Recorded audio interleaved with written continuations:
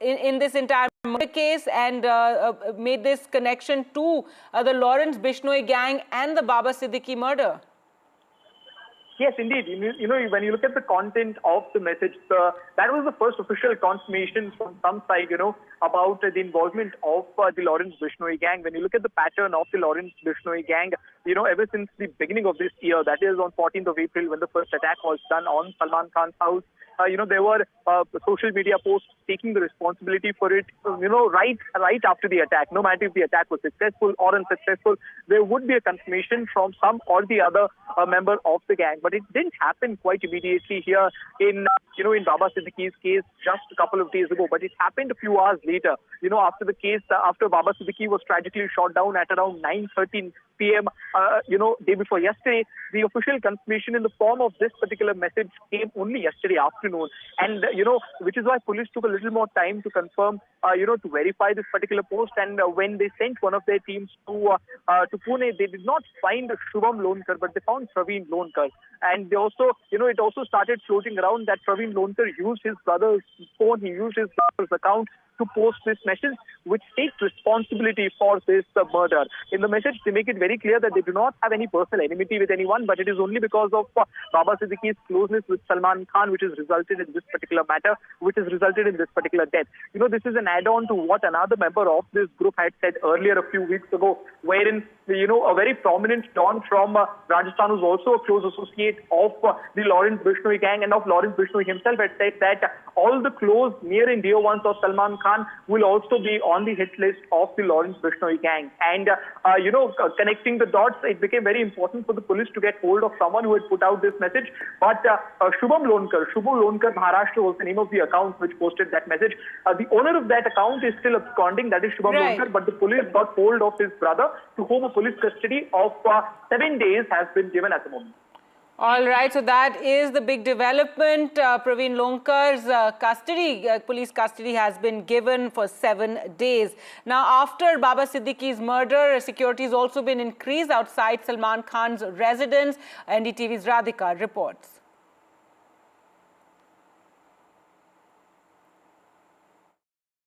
I am outside Salman Khan's residence, Galaxy. Of course, security has been enhanced post Baba Siddiqui's murder here.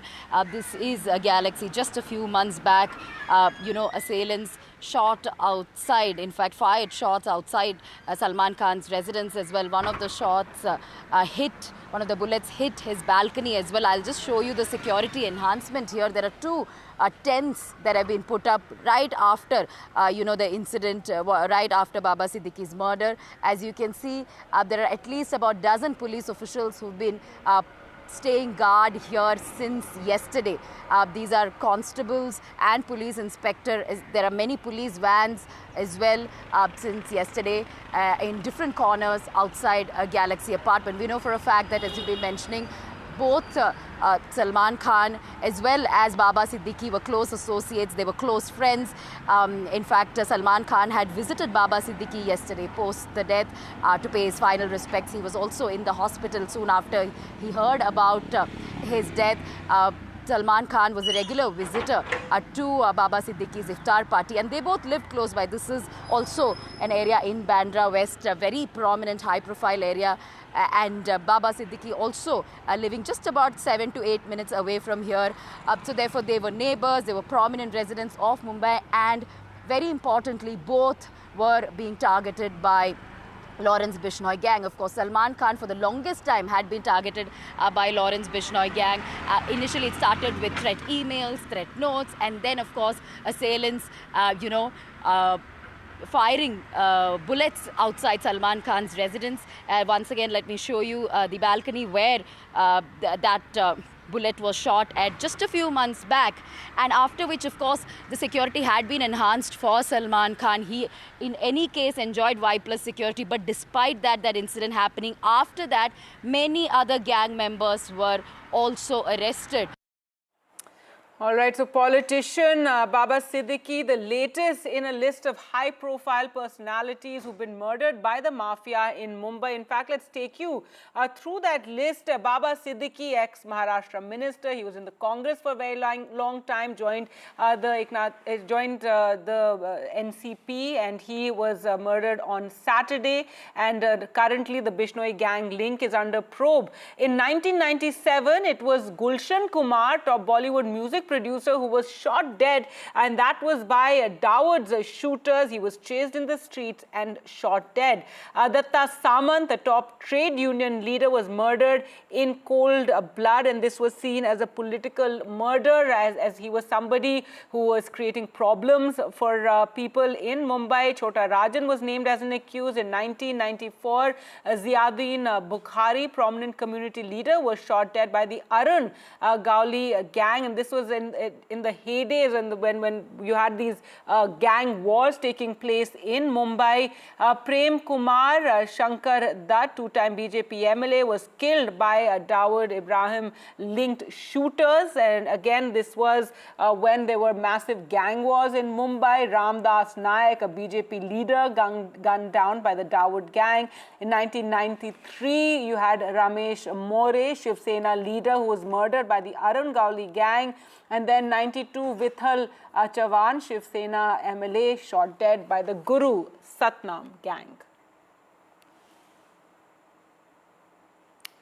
Well, and finally, news of the Nobel in economics, which has been given to 3 academics, US-based academics. Darren Acemoglu, Simon Johnson, and James Robinson have won the 2024 Nobel Economics Prize for studies of how institutions are formed and affect prosperity. Well, that's it from me for the moment. News updates on the other side with Bishnoi. Stay tuned.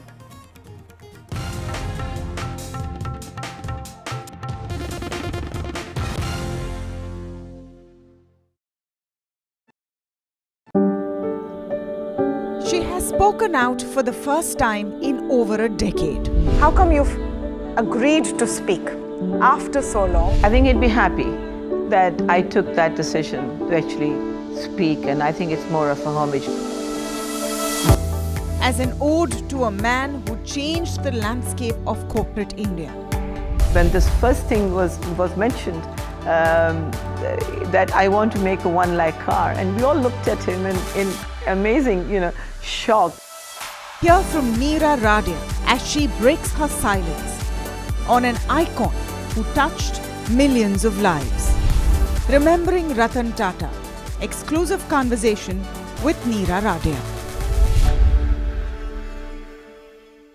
I've been reporting on all issues, big and small, from Andhra Pradesh, Telangana, rest of South India, bringing you all the action, all that you need to know, all that you want to know. The energy of Maximum City is infectious. I bring in that energy in our news coverage from financial capital Mumbai. India's IT capital is always buzz. It's literally a city that never sleeps. And I keep you ahead on all the Bengaluru buzz. Covering from the southernmost part of India over the last 23 years, I bring in-depth and 360-degree coverage from the Dravidian heartland. The land of Mishti is also known for its bitter politics. I have seen much water flow under the Howrah Bridge, covering Bengal in all its vivid colors.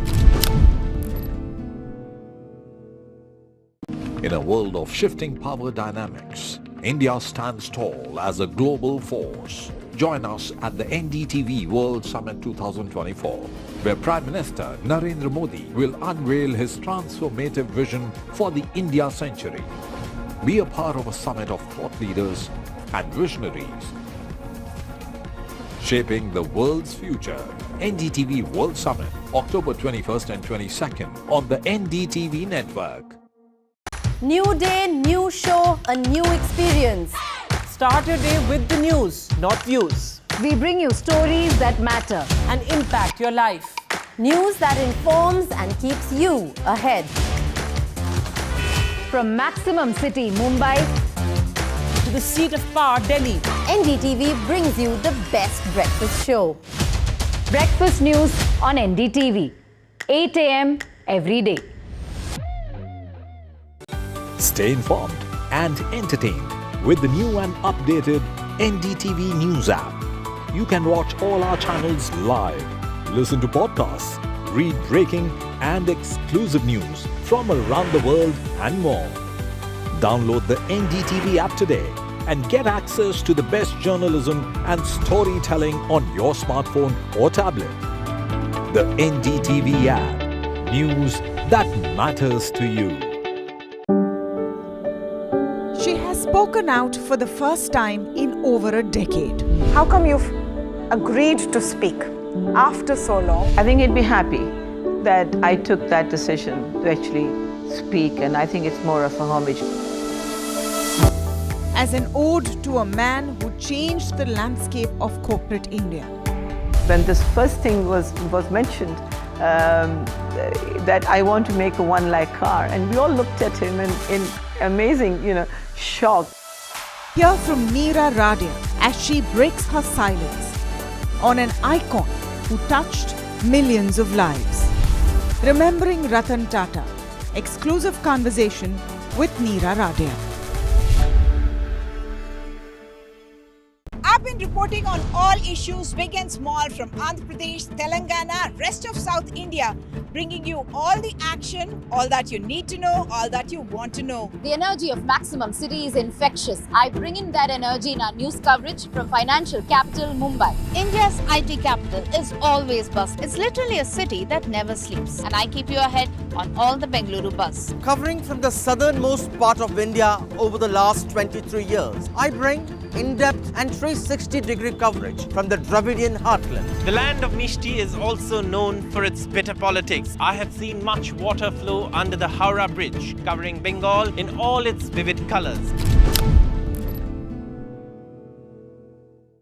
In a world of shifting power dynamics, India stands tall as a global force. Join us at the NDTV World Summit 2024, where Prime Minister Narendra Modi will unveil his transformative vision for the India century.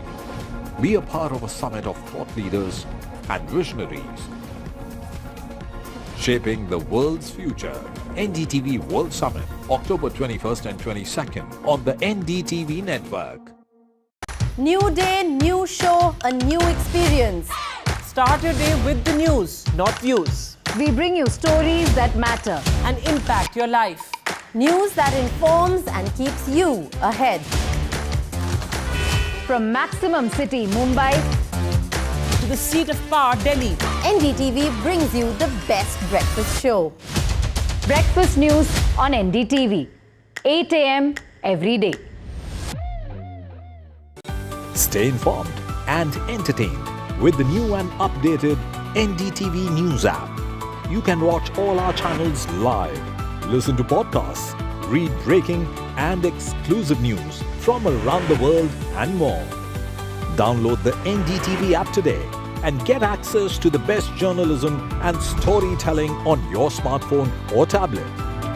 The NDTV app. News that matters to you.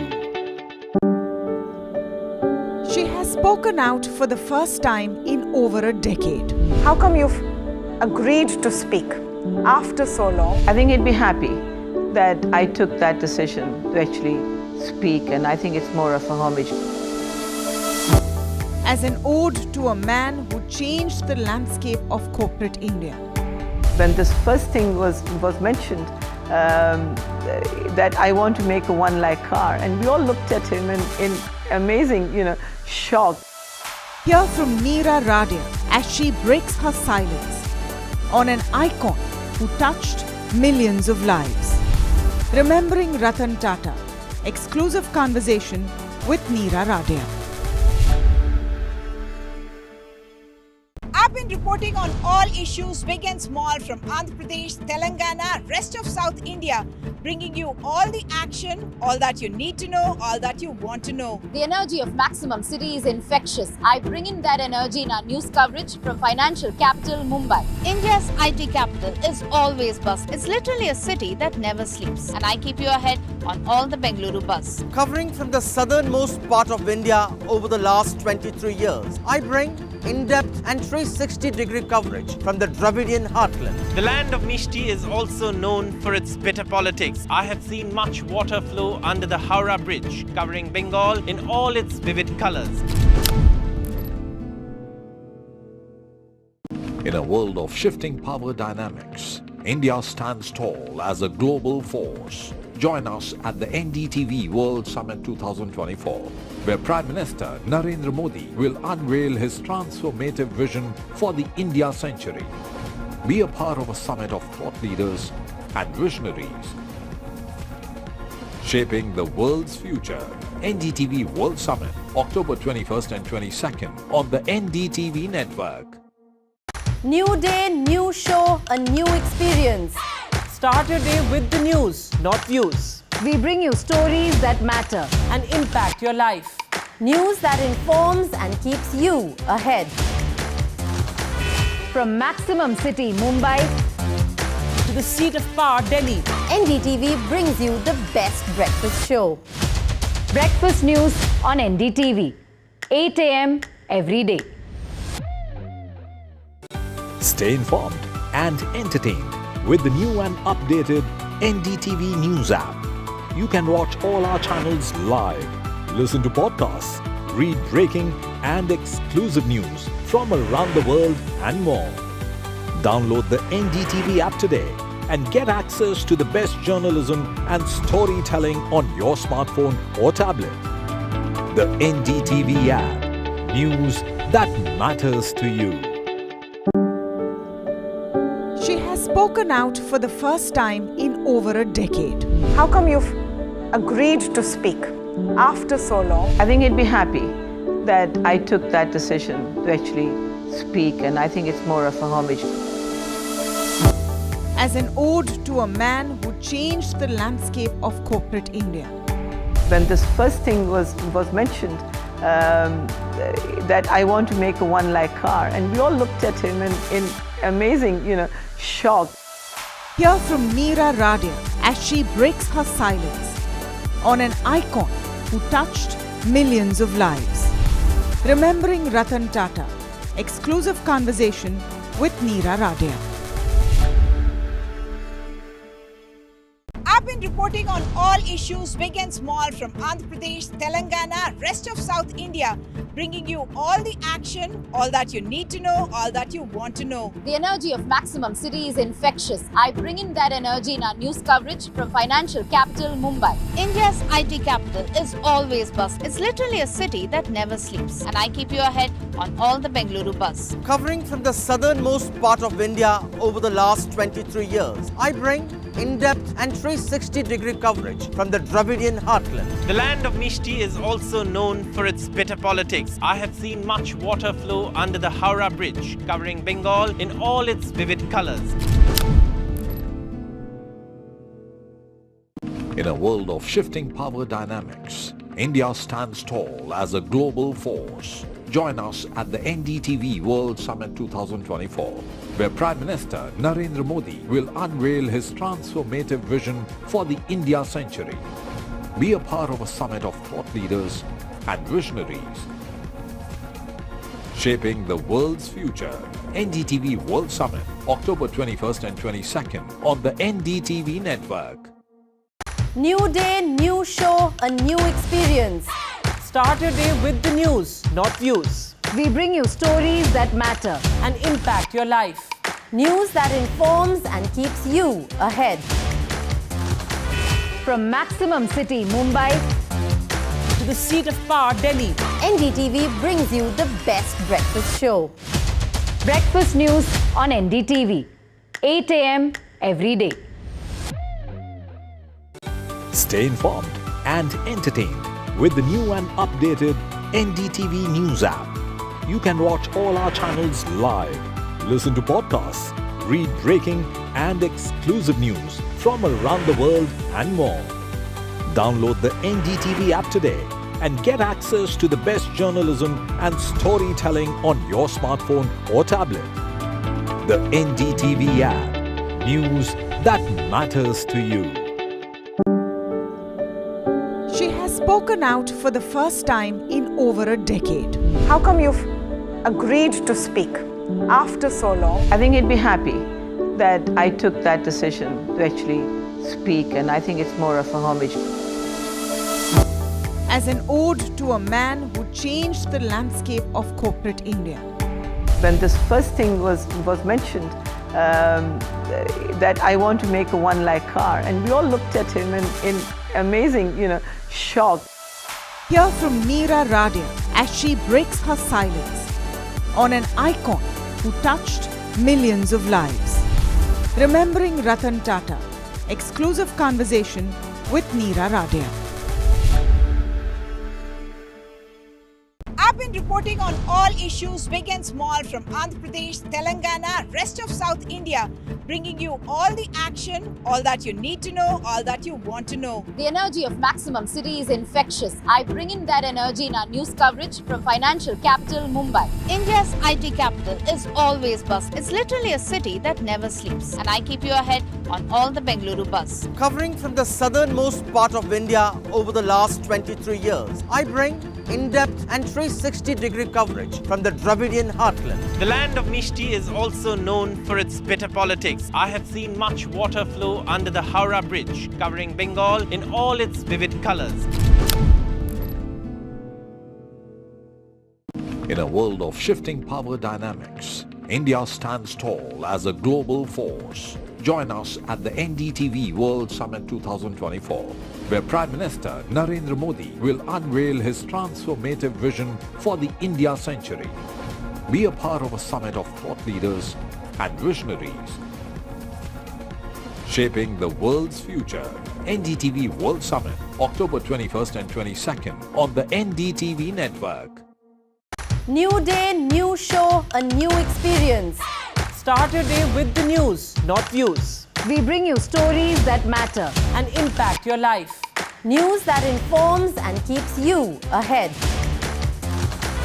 From Maximum City, Mumbai, To the seat of power, Delhi. NDTV brings you the best breakfast show. Breakfast news on NDTV. 8 a.m. every day. Stay informed and entertained with the new and updated NDTV News app. You can watch all our channels live, listen to podcasts, read breaking and exclusive news from around the world and more. Download the NDTV app today and get access to the best journalism and storytelling on your smartphone or tablet. The NDTV app. News that matters to you. She has spoken out for the first time in over a decade. How come you've agreed to speak after so long? I think he'd be happy that I took that decision to actually speak, and I think it's more of a homage. As an ode, there were different organizations who had to submit their presentations and what they want actually from the Waqf Amendment Bill. It was at that point of time when the Karnataka Minority Committee ex-chairperson was speaking, and suddenly it was him who continued to speak on the Karnataka Congress government and also on Mr. Mallikarjun Kharge, to which at that point of time the from the opposition parties raised objection, and there was a point of order that was also raised because that was something that was not in the routine agenda of the JPC. It was alleged by the opposition leaders that even after raising the point of order, the chairperson of the JPC, who is Jagdambika Pal, continued to give chance to the ex-chairperson of the Karnataka Minority Committee, and therefore the reason perhaps the entire opposition walked out. Now, what we have been also told from few of the opposition MPs who are the part of this JPC, that the entire opposition MPs have written it to the Lok Sabha Speaker's office, and they have sought time from the Lok Sabha Speaker. They want chairman to be removed. As per the opposition MPs, they have alleged that the entire committee is biased, the chairperson is biased, and the committee is going in a wrong direction as far as the entire Waqf Amendment Bill discussions are concerned. So a big development taken place today, whether this will continue continue to be having similar scenes tomorrow as well, because this is a two-day meeting that was earlier scheduled, which is 14th and 15th. And when today the opposition MPs had walked out, whether they will be attending tomorrow or not is something that they will be deciding in a separate meeting, where they will be forming the strategy to form it. Whether the Lok Sabha Speaker gives them time to speak to them is also something that remains to be seen. Right. So all opposition MPs boycotting the meeting of the Joint Parliamentary Committee on Waqf Bill. Important development there. Aishwarya, also tell us, do we have an indication of what is going to happen next? Because the date of submission of the report is also nearing. And do we also know who are the opposition MPs who walked out today? Well, it is the entire opposition MPs from different political parties who walked out from the JPC meeting, as far as today's meeting is concerned. Remember, there were also earlier such movements which we have seen during the JPC meetings as well in the past, when the opposition MPs have stated that the committee chairperson is not listening to them. Perhaps remember, it was on the on the grounds of the agenda that was moved by several opposition MPs, that they need to visit to several locations, and therefore, including the opposition MPs in the entire JPC, where in the committee, there was a delegation that was formed, and they went to several of the states to have discussions among them, and that particular report was also submitted in front of the chairperson after that tour ended. But yes, of course, when the date is just nearing to submit the entire report, and the government thinks that they can bring this Waqf Amendment Bill back in winter session. So whether this will be something that will be seen in conclusion or not, but just at the end of such discussions, when the meetings are happening today and tomorrow, the meeting was already scheduled, the opposition MPs boycotted this, and now seeking time from the Lok Sabha Speaker, saying that the chairperson is biased, and even after raising point of order, he continued, the ex-chairperson, to speak of the Karnataka Minority Committee on Khadge, and that was not something that was the routine agenda that was earlier given to them. Whether they will continue to boycott this, or whether there would be time that will be given by Lok Sabha Speaker, is something that would be very interesting to see. For joining us with those critical details. All opposition MPs have walked out of the JPC meet on Waqf Bill. In fact, they've also sought a change in the chairmanship. Moving on to other stories, India has issued a sharp rebuttal to Canada, rejecting allegations of its High Commissioner being a person of interest in a murder investigation, describing them as preposterous imputations. In fact, ties between India and Canada have been tense ever since Justin Trudeau alleged that India was involved in the killing of Hardeep Singh Nijjar, who's a Canada-based Khalistani terrorist, in June 2023. India has repeatedly refuted these claims as absurd and motivated, accusing Trudeau's government of indulging in vote bank politics by pandering to pro-Khalistan elements within Canada. Now, the diplomatic row has taken a sharp turn, with Canada reportedly naming Indian High Commissioner Sanjay Kumar Verma as a person of interest in this investigation into Nijjar's death. India has swiftly hit back now, accusing Canada of maligning its officials without evidence and using preposterous claims to justify its failure to curb Khalistani extremism on its soil. This sort of language used by India in an official press release when directed against any other country is rare. We've seen references of this strength against Pakistan in the past, which is a terrorist state, but against Canada, which has been a friendly a friendly partner in the past. It's almost unthinkable. I think it's safe to say that India-Canada relations at this juncture remain utterly shattered.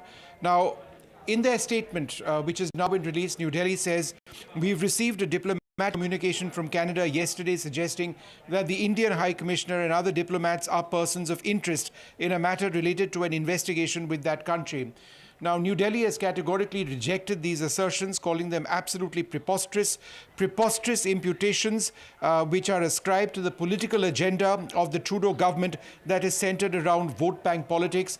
New Delhi doesn't ever sort of get into the internal politics of any country, but in this particular case, they have said quite categorically that Trudeau's hostility to India, which goes back to approximately 2018, is associated with his idea, with his politics, with how efforts have been made by his cabinet, which has included individuals who have openly associated with an extremist and separatist agenda regarding India. But Trudeau has been accused by New Delhi of playing to vote bank politics. Under criticism for turning a blind eye to foreign interference in Canadian politics, his government has deliberately brought in India in an attempt to mitigate damage. The latest development targeting Indian diplomats is now the next step in that direction.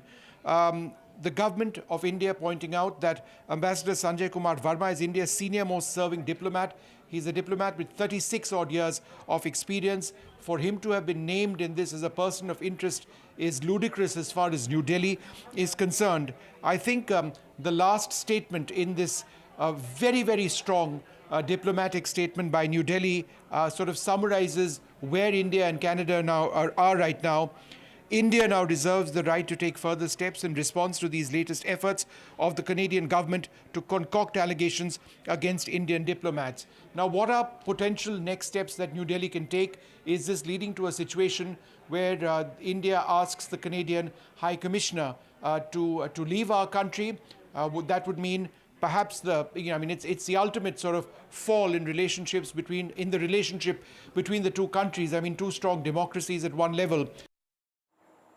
India there issuing a sharp response to Canada on its allegations surrounding Indian diplomats. Moving on, there's an update in the Baba Siddiki murder case. 7-day police custody for the accused. Police custody for the accused. Praveen Lonkar was a person who allegedly gave shelter to the accused. Meanwhile, security has been increased at actor Salman Khan's residence after politician and former minister Baba Siddiki was shot dead by the Lawrence Bishnoi gang. Nearly a dozen cops have been deployed outside Galaxy Apartments in Bandra, where Mr. Khan as well as his parents live. Mr. Siddique, known for his lavish iftar parties, was a close friend of Mr. Khan.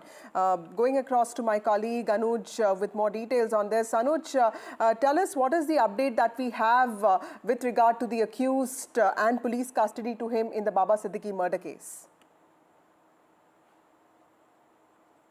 Praveen Lonkar was the third person who was arrested by Mumbai police late at night yesterday.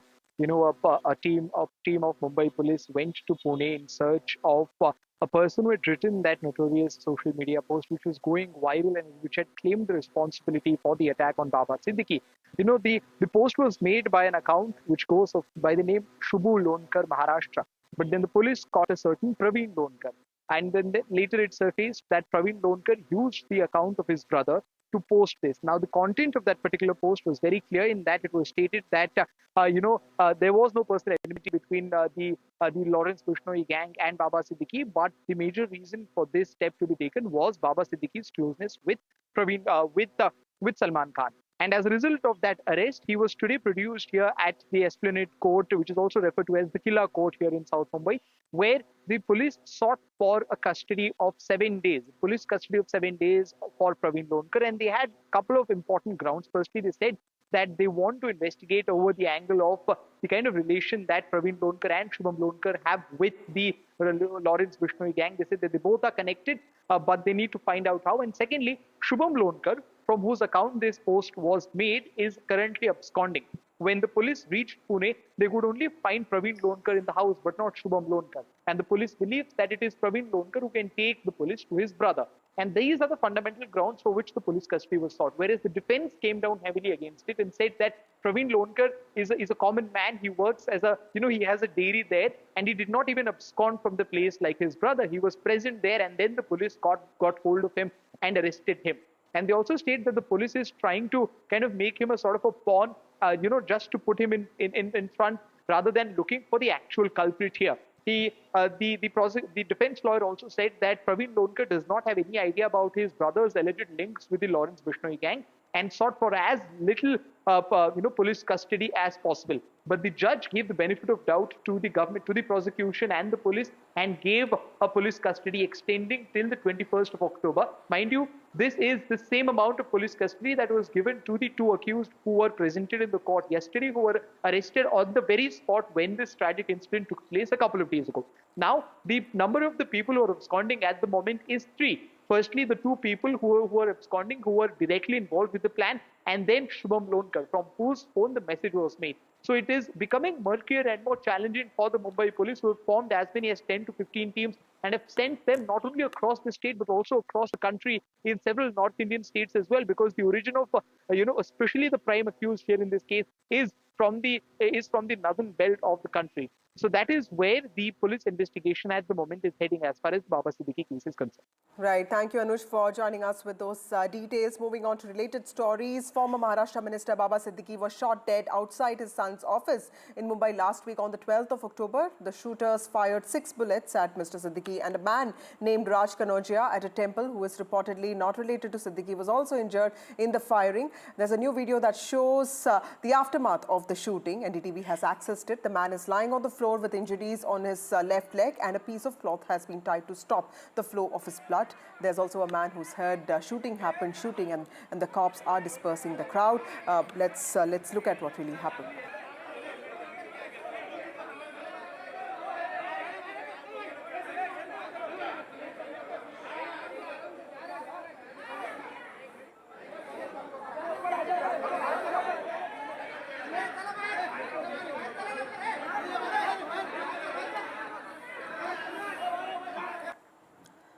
Well, the shooting of Baba Siddiki has also brought back memories of what really used to happen in Mumbai in the 60s, 70s and also in the 90s. To take a look at all the murders that have happened of politicians before this Mumbai Mafia murders of 2024. Well, Baba Siddiki is just the latest. Bishnoi gang link has been under probe in 1997. There was this famous case of Gulshan Kumar, top Bollywood music producer, who was shot dead by Daud's shooters. In 1997, top trade union leader Datta Samant, who belonged to the CPI, was also murdered in cold blood. There was Chota Rajan, who was named as an accused in this case. In 1994, Ziauddin Bukhari, prominent community leader, was also shot dead, and this time it was Arun Gavli gang who was held responsible. This happened in 1994. Prem Kumar Shankar Dutt, 2-time BJP MLA, killed by Dawood-linked shooters. In 1994 again, Ramdas Naik, BJP leader, gunned down by the Dawood gang in 1993. And Ramesh More,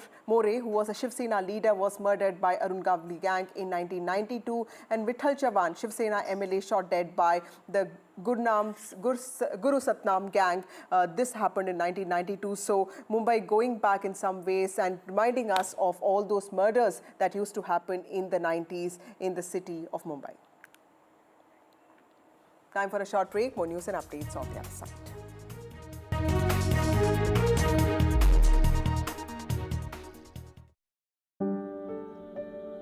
She has spoken out for the first time in over a decade. How come you've agreed to speak after so long? I think he'd be happy that I took that decision to actually speak, and I think it's more of a homage. As an ode to a man who changed the landscape of corporate India.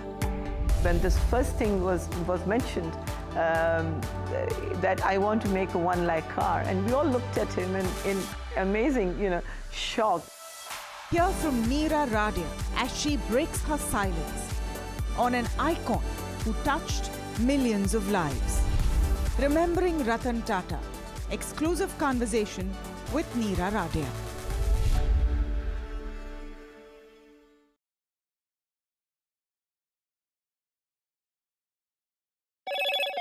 Hello, Moto. Motorola Edge 50 Pro, world's first AI-powered pro-grade camera.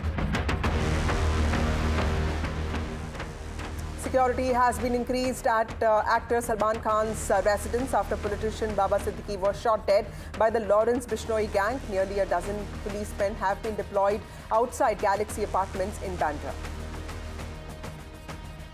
NDTV exclusive video, missing shooter fired at Baba Siddiki. CM Shinde has now said that Baba Siddiki's murderers won't be spared.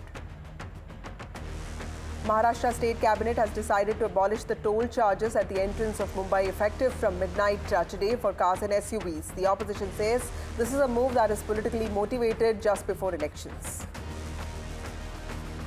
India today issued a sharp rebuttal to Canada, rejecting allegations of its High Commissioner being a person of interest in the Niger murder investigation, describing them as preposterous and accusing Canada of vote bank politics.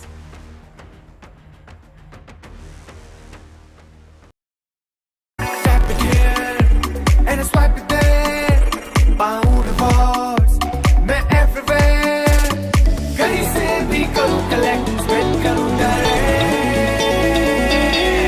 Download any single ID partner app, link your card and earn reward with top brand. Get it free with single ID. In a world of shifting power dynamics, India stands tall as a global force. Join us at the NDTV World Summit 2024, where Prime Minister Narendra Modi will unveil his transformative vision for the India century. Be a part of a summit of thought leaders and visionaries, shaping the world's future. NDTV World Summit, October 21st and 22nd on the NDTV network. New day, new show, a new experience. Start your day with the news, not views. We bring you stories that matter and impact your life. News that informs and keeps you ahead. From Maximum City, Mumbai, to the seat of power, Delhi, NDTV brings you the best breakfast show. Breakfast news on NDTV, 8 a.m. every day. Stay informed and entertained with the new and updated NDTV News app. You can watch all our channels live, listen to podcasts, read breaking and exclusive news from around the world and more. Download the NDTV app today and get access to the best journalism and storytelling on your smartphone or tablet. The NDTV app. News that matters to you. She has spoken out for the first time in over a decade. How come you've agreed to speak after so long? I think he'd be happy that I took that decision to actually speak, and I think it's more of a homage. As an ode to a man who changed the landscape of corporate India. When this first thing was mentioned, that I want to make a one-lakh car, and we all looked at him in amazing, shock. Hear from Meera Radia as she breaks her silence on an icon who touched millions of lives. Remembering Ratan Tata.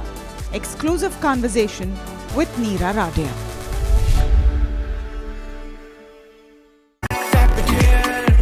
And I swipe it there, bound rewards, मैं everywhere, कहीं से भी करूँ collect, spend करूँ direct. Download any single ID partner app, link your card and earn reward with top brand. Get it free with single ID.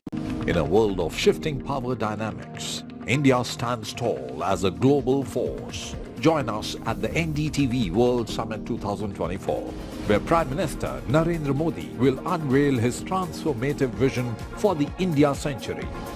Be a part of a summit of thought leaders and visionaries, shaping the world's future.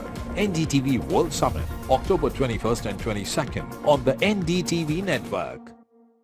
New day, new show, a new experience. Start your day with the news, not views. We bring you stories that matter and impact your life. News that informs and keeps you ahead.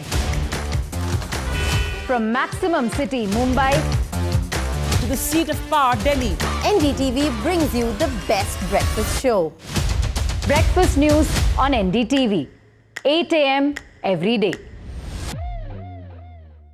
Stay informed and entertained with the new and updated NDTV News app. You can watch all our channels live, listen to podcasts, read breaking and exclusive news from around the world and more.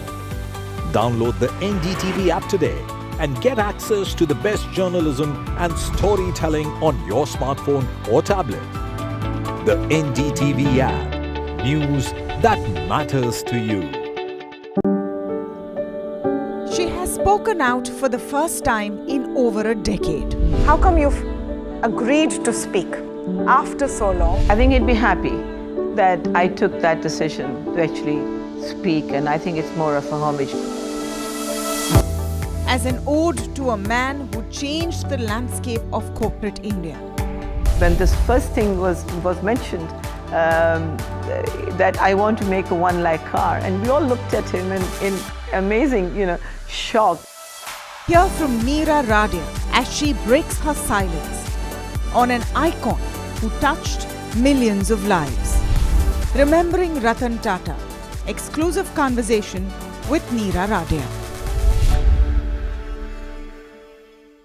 I've been reporting on all issues, big and small, from Andhra Pradesh, Telangana, rest of South India, bringing you all the action, all that you need to know, all that you want to know. The energy of Maximum City is infectious. I bring in that energy in our news coverage from financial capital Mumbai. India's IT capital is always buzz. It's literally a city that never sleeps. And I keep you ahead on all the Bengaluru buzz. Covering from the southernmost part of India over the last 23 years, I bring in-depth and 360-degree coverage from the Dravidian heartland. The land of Mishti is also known for its bitter politics. I have seen much water flow under the Howrah Bridge, covering Bengal in all its vivid colors. In a world of shifting power dynamics, India stands tall as a global force. Join us at the NDTV World Summit 2024, where Prime Minister Narendra Modi will unveil his transformative vision for the India century. Be a part of a summit of thought leaders and visionaries, shaping the world's future.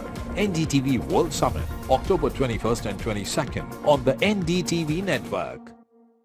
New day, new show, a new experience. Start your day with the news, not views. We bring you stories that matter and impact your life. News that informs and keeps you ahead. From Maximum City, Mumbai, to the seat of power, Delhi, NDTV brings you the best breakfast show. Breakfast news on NDTV, 8 a.m. every day. Stay informed and entertained with the new and updated NDTV News app. You can watch all our channels live, listen to podcasts, read breaking and exclusive news from around the world and more. Download the NDTV app today and get access to the best journalism and storytelling on your smartphone or tablet. The NDTV app. News that matters to you. She has spoken out for the first time in over a decade. How come you've agreed to speak after so long? I think he'd be happy that I took that decision to actually speak, and I think it's more of a homage. As an ode to a man who changed the landscape of corporate India. When this first thing was mentioned, that I want to make a one-lakh car, and we all looked at him in amazing, shock. Hear from Meera Radia as she breaks her silence on an icon who touched millions of lives. Remembering Ratan Tata. Exclusive conversation with Meera Radia.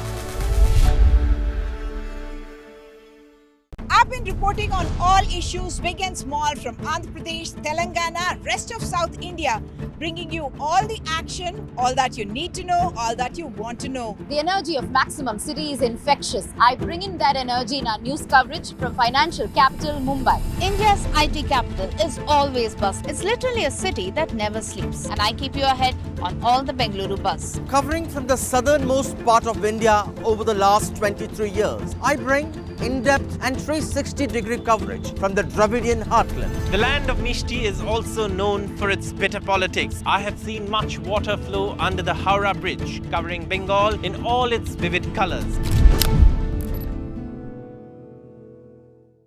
In a world of shifting power dynamics, India stands tall as a global force. Join us at the NDTV World Summit 2024, where Prime Minister Narendra Modi will unveil his transformative vision for the India century. Be a part of a summit of thought leaders and visionaries shaping the world's future. NDTV World Summit, October 21st and 22nd on the NDTV network. New day, new show, a new experience. Start your day with the news, not views. We bring you stories that matter and impact your life. News that informs and keeps you ahead. From Maximum City, Mumbai, to the seat of power, Delhi, NDTV brings you the best breakfast show. Breakfast news on NDTV, 8 a.m. every day. Stay informed and entertained with the new and updated NDTV News app.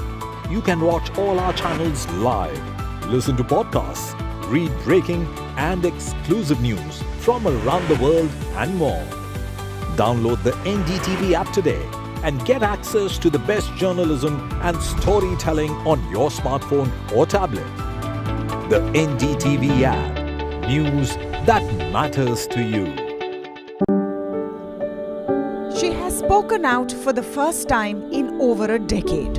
How come you've agreed to speak after so long? I think he'd be happy that I took that decision to actually speak, and I think it's more of a homage. As an ode to a man who changed the landscape of corporate India. When this first thing was mentioned, that I want to make a one-lakh car, and we all looked at him in amazing, shock. Hear from Meera Radia as she breaks her silence on an icon who touched millions of lives. Remembering Ratan Tata. Exclusive conversation with Meera Radia. I've been reporting on all issues, big and small, from Andhra Pradesh, Telangana, rest of South India, bringing you all the action, all that you need to know, all that you want to know. The energy of Maximum City is infectious. I bring in that energy in our news coverage from financial capital Mumbai. India's IT capital is always buzz. It's literally a city that never sleeps. And I keep you ahead on all the Bengaluru buzz. Covering from the southernmost part of India over the last 23 years, I bring in-depth and 360-degree coverage from the Dravidian heartland. The land of Mishti is also known for its bitter politics. I have seen much water flow under the Howrah Bridge, covering Bengal in all its vivid colors. In a world of shifting power dynamics, India stands tall as a global force. Join us at the NDTV World Summit 2024, where Prime Minister Narendra Modi will unveil his transformative vision for the India century. Be a part of a summit of thought leaders and visionaries shaping the world's future. NDTV World Summit, October 21st and 22nd on the NDTV network. New day, new show, a new experience. Start your day with the news, not Is there any law? Is Maharashtra is only Mumbai, or the rest of the Maharashtra is also a part of this? So this is, I don't want to do a whataboutery to kind of come to a logical questioning back to you. I see your point that no, it is a people-friendly measure. Yes. But then why the Mumbai-Pune tollway has not been taken out? Why the Mumbai Trans-Harbour toll has not been taken out? Okay. Now the government is also trying to take away their failure from the complete law and order failure in the state also. One side, they're trying to give some sort of a goodies to the people. At the same time, you should see that in the last 1 year, 4 firearm incidents have happened with MLAs. One Ganpat Gaikwad in Ulhasnagar of BJP, then Sada Sarvankar of Shiv Sena Shinde in Mahim, in Dadar. Then we have Abhishek Gosalkar, who was shot dead, in a FB interview or a live broadcast. Then we have Baba Siddiki, who has been shot dead day before yesterday. Then we also have an Ajit Pawar, NCP Ajit Pawar district president being stabbed to death 21 times. Andikar. Then we also have the car I think accidents. Mr. Andikar 1, 2, was 3, also 4, shot 5. dead, yeah. Mr. Andikar. Yeah. So when there are clear-cut law and order failure in this state, when So I'm you saying think that the this law is and order, this is a way to distract voters? That's a very valid point. Let me get across. Definitely yes. Yes, let me get in the BJP spokesperson Ajit Chavan. Sir, Matthew Anthony is making a very important point. What about the Bandra-Worli Sea Link, or for that matter, Mumbai Trans-Harbour Link, or the expressways? This could have been a pan-Maharashtra decision, is what the opposition is saying. Okay, we seem to have lost him. Matthew, again to you. You know, when it comes to relief, welfare, for that matter, I don't use the word freebies. Karnataka government is also doing the same. So this can be seen as an outreach to poor voters, welfare, isn't it? So it, you know, at the end of the day, it is bringing relief to middle-class commuters, and Mumbai Maharashtrians are also in a lot of distress with respect to, you know, the kind of inflation that we've been seeing. So clearly this is, you know, an outreach on the part of the government to make lives easier. Would you look at this from that point of view? I'll reply to you with two questions. I will reply to you with phrasing the way in which you put across this announcement and you are putting across the Karnataka announcements. This one you put across announcement as the Mumbai middle class and all other people are benefited with this announcement. When it came to Karnataka, if at all you recall your old records, you say that no, Karnataka government is splurging money, taking the taxpayers' money to give out. Look at the way in which you have praised the two announcements of the government. If you've praised this, you know, then praise Karnataka also. Okay. Okay, so I'm saying that, you know, this is a distraction and this is not a full tax waiver, because if so, that is the case, you know, if they allow for Maharashtra and Mumbai is there, then Mumbai-Pune tollway, the sea link, as well as the Trans-Harbour toll has to be completely taken out. Why they have not taken out? Do they have any answers for that? Then the law and order issue. It's a distraction from the law and order issue because people in Mumbai, people in Maharashtra are scared for their life because a ruling coalition, former politician, who has been given Y category security, has been shot on point blank and he has been shot to death. And there has been other incidents where ruling coalition party people have been attacked. Okay. So where is the confidence for the people, Aam Nagrik, you know, the local ordinary citizen, where is the confidence for them to believe in this one? And then one of the gangs are being quoted. I would like to also call upon Ashish Shelar, the Bandra West MLA, in which Baba Siddiki was there. And, you know, you're quoting one of the gangs to be there as responsible for that one. I would like to know BJP and Ashish Shelar's response to that gang who is threatening to kill a film star. Okay. Or, you know, somebody more. Matthew Anthony, So you know, when it comes exactly to the toll tax thing, would you also be demanding a thorough investigation into the collections that have gone in the last few years? Because a party like MNS is also is demanding a thorough investigation, saying that several people have profited from the system and one needs like a proper study of what really happened. What are your other concerns? Are you also talking about what contractors could be losing in terms of revenue? Is there a planning that the government has before it actually put forward this move? Vasudha, in this, if at all somebody has to take the credit for removing the toll, it has to be the Congress party, it has to be the Shiv Sena, it has to be the MNS, you know, which we have been demanding for long, that the toll has to be taken out. So we will consider that as our credit. Of course, there is a nexus between the contractors and the government. There is 40,000 crores of contractors bill yet to be paid by this government. And then these contracts are coming to a closure at 2026. So now this is definitely going into a dispute litigation arbitration where they might be asking for much more than what they could have collected from this way. And you look at the BMC, which is not there for the last 3 years, 2.5 years time. And all BMC is more than many states' budget which is there. And they have been taking out and giving contracts left, right, up and down, you know, with most of the contracts without having proper tenders also. Right. So this government has been completely looting this government. I listened to the Chief Minister's statement that no, देने वाला सरकार है, देने वाला सरकार है, उसके बाद वापस लेता है, वो किसी को बताता नहीं. They give it out, dole it out, take it back in return. Okay, but if your government comes to power, will you promise people that you will actually let this move stay? Because this is something that actually brings a lot of relief to the poor people of the country. See, we have been demanding this toll removal for long. However, it is too premature for me to give a decision from the party or a coalition at this point of time to say that, you know, what decision we will take. But, you know, we will take a consultative decision. And as always, Congress has been one of the best parties and, you know, who has ruled the coalition governments, who has managed the coalition governments and has given the best consultative statement and consultative decisions, policies to this government. Even the India Alliance is part of the Congress large-heartedness to accommodate all the parties who sometimes were part of the Congress and moved out of the Congress also. So that's the political foundation or the founding values of the Congress, that we are inclusive, we take consultative decisions, we don't take an exclusive decision on our own. That's how you look into this matter. Thank you, Matthew Anthony, for joining us. Matthew Anthony of the Congress Party, making some valid points there. Chief Minister Eknath Shinde has defended the decision, stating that it would be benefiting lakhs of motorists, particularly the middle class, by reducing traffic congestion, curbing pollution, and also saving fuel costs. But of course, he has also emphasized that this move will bring much-needed relief to daily commuters in Mumbai, even as the opposition has charged the ruling party of this move being politically motivated just before elections. Moving on to other stories, a crucial meeting of the BJP will be held in Delhi to finalize names of candidates for the upcoming Maharashtra Assembly elections. The party is expected to release its first list of candidates within the next 2 days. Maharashtra core group meeting was held today from 2 p.m.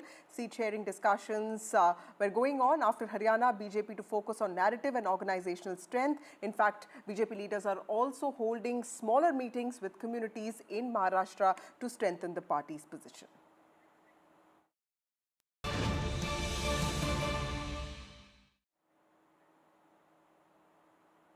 Over to some breaking news now. Actor Darshan, who was arrested with charges of murder, his bail plea has been rejected now. A special court has rejected the bail plea of actor Darshan. Going across to my colleague Pratibha, who has more details on this. Pratibha, what is the latest that we know in the actor Darshan bail plea case?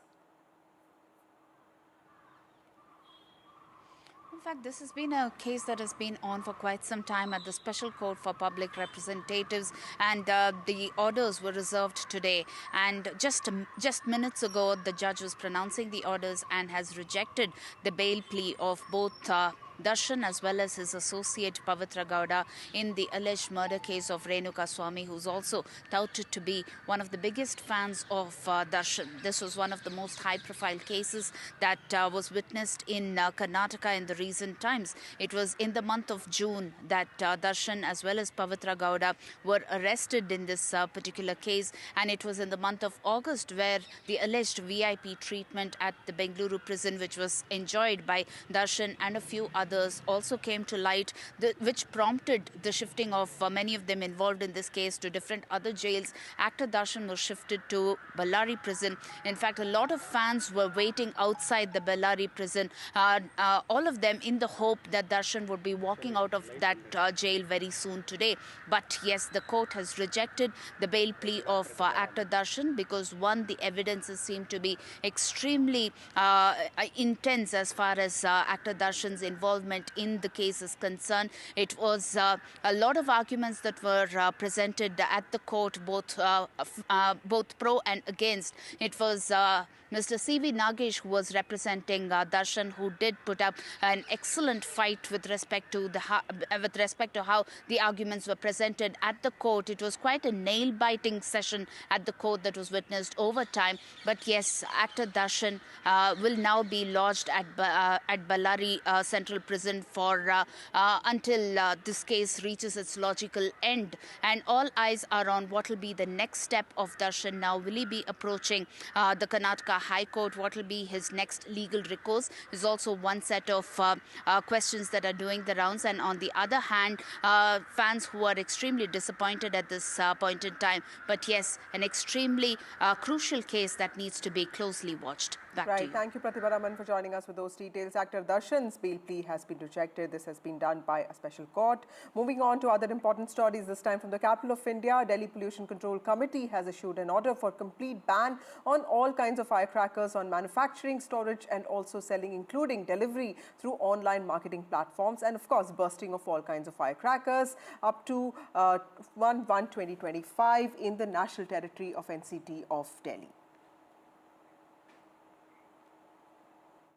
आज से order issue हो गया है कि cracker पे पूरी तरीके से बैन होगा, लेकिन सर हम देखते हैं हर साल ये ऑर्डर आता है, कहीं ना कहीं इलीगली फिर भी फायर क्रैकर्स बिकते हैं, जिसके कारण जो है क्वालिटी है वो वापस से हजार्डियस कंडीशन में जाता है। क्या उसके लिए इस बार कुछ खासा तैयारी की गई है? देखिए, इसके लिए दिल्ली के लोगों को तैयार होना पड़ेगा। ये जो प्रदूषण है, ये प्रदूषण की मार किसको झेलनी पड़ती है? दिल्ली के लोगों को। सांसें हम सब लेते हैं। तो सरकार जो नियम बनाती है उसको लागू करने में सबको सक्रिय सहयोग देना पड़ेगा, और मुझे भरोसा है कि इस बार पिछली बार से ज़्यादा लोग सक्रियता से सहयोग करेंगे और चाहे वो धूल का प्रदूषण हो, पटाखे का पोल्यूशन हो, पराली का पोल्यूशन हो, गाड़ियों का पोल्यूशन हो, कूड़े का जलने का पोल्यूशन हो, हम सबको मिल करके काम करना है। और सब मिल करके काम करेंगे तो मुझे लगेगा कि जिस तरह से सबके प्रयास से पोल्यूशन का स्तर दिल्ली में कम हो रहा है, ये जो सर्दियां हमारे लिए चुनौती बनी हुई हैं, इसमें भी हम और सफलतापूर्वक प्रदूषण कम कर पाएंगे। Moving on, now the latest on the West Asia conflict, where a Hezbollah drone attack killed 4 Israeli soldiers at an Israeli army base south of Haifa on Sunday night. It's one of the deadliest attacks against Israel by Hezbollah in over a year of fighting. In fact, NDTV's Mohammad Ghazali reports from the Lebanon-Syria border. Right now, we are in the northernmost part of Lebanon. The city where I'm reporting from is called Tripoli. Don't confuse it, with the Tripoli city of Libya, but this is Tripoli, the northernmost city of Lebanon. Just for the clarity, the attacks on Lebanon from Israeli side is happening on the southern suburb or the southern border of Lebanon, which is located near the northern side of Israel. This is the northern side of Lebanon, which shares its border with Syria. Behind me is the Syrian border. I'll ask my camera person to show you from here, from a distance, that you see these people from the northern side of Lebanon moving into Syria, and from here the road goes towards the city of Homs, the city of Damascus. It's almost like 150 kilometers from Lebanon. But why people are leaving the northern side of Lebanon despite this not being under attack? This is a Sunni dominated area of Lebanon. This is not considered as a stronghold of Hezbollah, but there is widespread support for Hamas. And earlier this month, Israel also carried out aerial strikes in this city of Tripoli, killing a key Hamas commander who was here in Tripoli meeting his operatives in the city, as per the Israeli media. You see there is quite calm over here because very few people are trying to get through, and you can see these people carrying their belongings, and you will see every minute a car is coming. People with their belongings are going towards Syria, to the areas which are controlled by Bashar al-Assad or the forces of Syrian government. The situation overall in Lebanon still remains the same. On this side, you can see the Mediterranean, the calm Mediterranean. The entire city is located on the seashore of the Mediterranean Sea, the city of Tripoli. But while we were traveling from this area, I'll ask my camera person to move this side. While we were traveling here, we met a couple of people, not a couple of people, we met and spoke to a lot of people, and they're all very concerned with what is happening in the southern side of Lebanon, because the southern suburb of Lebanon has come under attack from the Israeli forces. Israeli forces have also been accused by the United Nations of attacking the peacekeeping forces of UNIFIL, which is located near the southern border of Lebanon. And IDF has also made a ground invasion. They have got inside Lebanon. But the northern side of Lebanon is very calm as of now, because there have been a couple of aerial strikes from Israel. Yet people are choosing to leave from here and they are moving towards Syria. This city, a couple of years ago, like in 2021, 2022, also was a kind of recruitment center for ISIS or Daesh, as it is called here. Well, India ups its ante on Canada after issuing a sharp rebuttal on Canada after Canada alleged that some of India's diplomats were persons of interest and charged them with the Niger murder case. Remember, Niger is a Khalistani element, and the relationship between India and Canada have been tense since then. India now has issued a sharp rebuttal, and Canadian charge d'affaires has been summoned by India's Ministry of External Affairs. That's the big news there. Canadian top diplomat being summoned by MEA today. This is India's strong action after it issued a strong rebuttal. My colleague Aishwarya joins us with more details on this. After a strong rebuttal, now comes a stronger action. Aishwarya, tell us what is the latest on this case? Well, certainly we are at the South Block at the Ministry of External Affairs, and what we have been told is that the Ministry of External Affairs had summoned the charge d'affaires and he will be arriving soon at the Ministry of South Block. Remember, there has been several of, there was a tussle that was going on between India and Canada, and MEA has labelled Canada's allegation against India's envoy and other diplomats as concocted but not specified the particular case. It adds that India has right to take further steps. Remember, today India had strongly rejected those claims of the Canadian government. The government of India had stated that these are the preposterous imputations and ascribes them to the political agenda of the Trudeau government, and that is centered around the vote bank politics of the Trudeau government as well. Remember, it was Prime Minister Narendra Modi who met Justin Trudeau on the sidelines of the Asian Summit as well, and soon after that it was allegations against the Indian envoy in Canada, Sanjay by Trudeau government, and now today it is the Ministry of External Affairs who has summoned the charge d'affaires Stuart Wheeler, and he will be arriving over here very soon at the Ministry of External Affairs. As you can see in the visuals as well from the South Block, there has been high security, but a strong reply on the part of the Indian government had been given to them, and that's the step that has been taken by the government of India as far as summoning the charge d'affaires. Remember, on Monday, the Ministry of External Affairs announced that it had received communications from Canada indicating that the diplomats were classified as persons of interest, though it did not specify the particular case. But now, in a short while from now, what we've been told is that the charge d'affaires will be summoned by the Ministry of External Affairs, and they will be questioned about the intentions of the Trudeau government. Thank you, Aishwarya, for joining us with those details. We'll keep coming back to you. Time for a short break. More news and updates on the other side.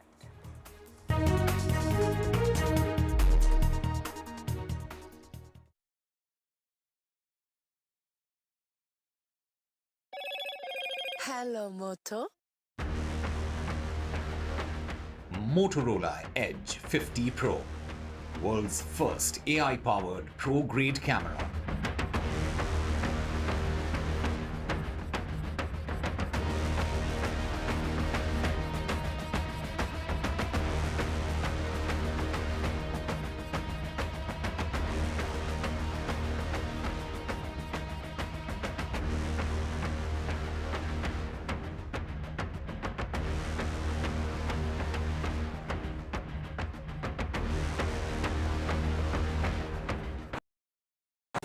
Stay informed and entertained with the new and updated NDTV News app. You can watch all our channels live, listen to podcasts, read breaking and exclusive news from around the world and more. Download the NDTV app today and get access to the best journalism and storytelling on your smartphone or tablet. The NDTV app. News that matters to you. She has spoken out for the first time in over a decade. How come you've agreed to speak after so long? I think he'd be happy that I took that decision to actually speak, and I think it's more of a homage. As an ode to a man who changed the landscape of corporate India. When this first thing was mentioned, that I want to make a one-lakh car, and we all looked at him in amazing, shock. Hear from Meera Radia as she breaks her silence on an icon who touched millions of lives. Remembering Ratan Tata. Exclusive conversation with Meera Radia. I've been reporting on all issues, big and small, from Andhra Pradesh, Telangana, rest of South India, bringing you all the action, all that you need to know, all that you want to know. The energy of Maximum City is infectious. I bring in that energy in our news coverage from financial capital Mumbai. India's IT capital is always buzz. It's literally a city that never sleeps. And I keep you ahead on all the Bengaluru buzz. Covering from the southernmost part of India over the last 23 years, I bring in-depth and 360-degree coverage from the Dravidian heartland. The land of Mishti is also known for its bitter politics. I have seen much water flow under the Howrah Bridge, covering Bengal in all its vivid colors. In a world of shifting power dynamics, India stands tall as a global force. Join us at the NDTV World Summit 2024, where Prime Minister Narendra Modi will unveil his transformative vision for the India century. Be a part of a summit of thought leaders and visionaries, shaping the world's future. NDTV World Summit, October 21st and 22nd on the NDTV network. New day, new show, a new experience. Start your day with the news, not views. We bring you stories that matter and impact your life. News that informs and keeps you ahead. From maximum city, Mumbai, to the seat of power, Delhi, NDTV brings you the best breakfast show. Breakfast news on NDTV, 8 a.m. every day. Stay informed and entertained with the new and updated NDTV News app. You can watch all our channels live, listen to podcasts, read breaking and exclusive news from around the world and more. Download the NDTV app today and get access to the best journalism and storytelling on your smartphone or tablet. The NDTV app. News that matters to you. She has spoken out for the first time in over a decade. How come you've agreed to speak after so long? I think he'd be happy that I took that decision to actually speak, and I think it's more of a homage. As an ode to a man who changed the landscape of corporate India. When this first thing was mentioned, that I want to make a one-lakh car, and we all looked at him in amazing, shock. Hear from Meera Radia as she breaks her silence on an icon who touched millions of lives. Remembering Ratan Tata. Exclusive conversation with Meera Radia. I've been reporting on all issues big and small from Andhra Pradesh, Telangana, rest of South India, bringing you all the action, all that you need to know, all that you want to know. The energy of maximum city is infectious. I bring in that energy in our news coverage from financial capital Mumbai. India's IT capital is always buzz. It's literally a city that never sleeps. And I keep you ahead on all the Bengaluru buzz. Covering from the southernmost part of India over the last 23 years, I bring in-depth and 360-degree coverage from the Dravidian heartland. The land of Mishti is also known for its bitter politics. I have seen much water flow under the Howrah Bridge, covering Bengal in all its vivid colors. In a world of shifting power dynamics, India stands tall as a global force. Join us at the NDTV World Summit 2024, where Prime Minister Narendra Modi will unveil his transformative vision for the India century. Be a part of a summit of thought leaders and visionaries, shaping the world's future.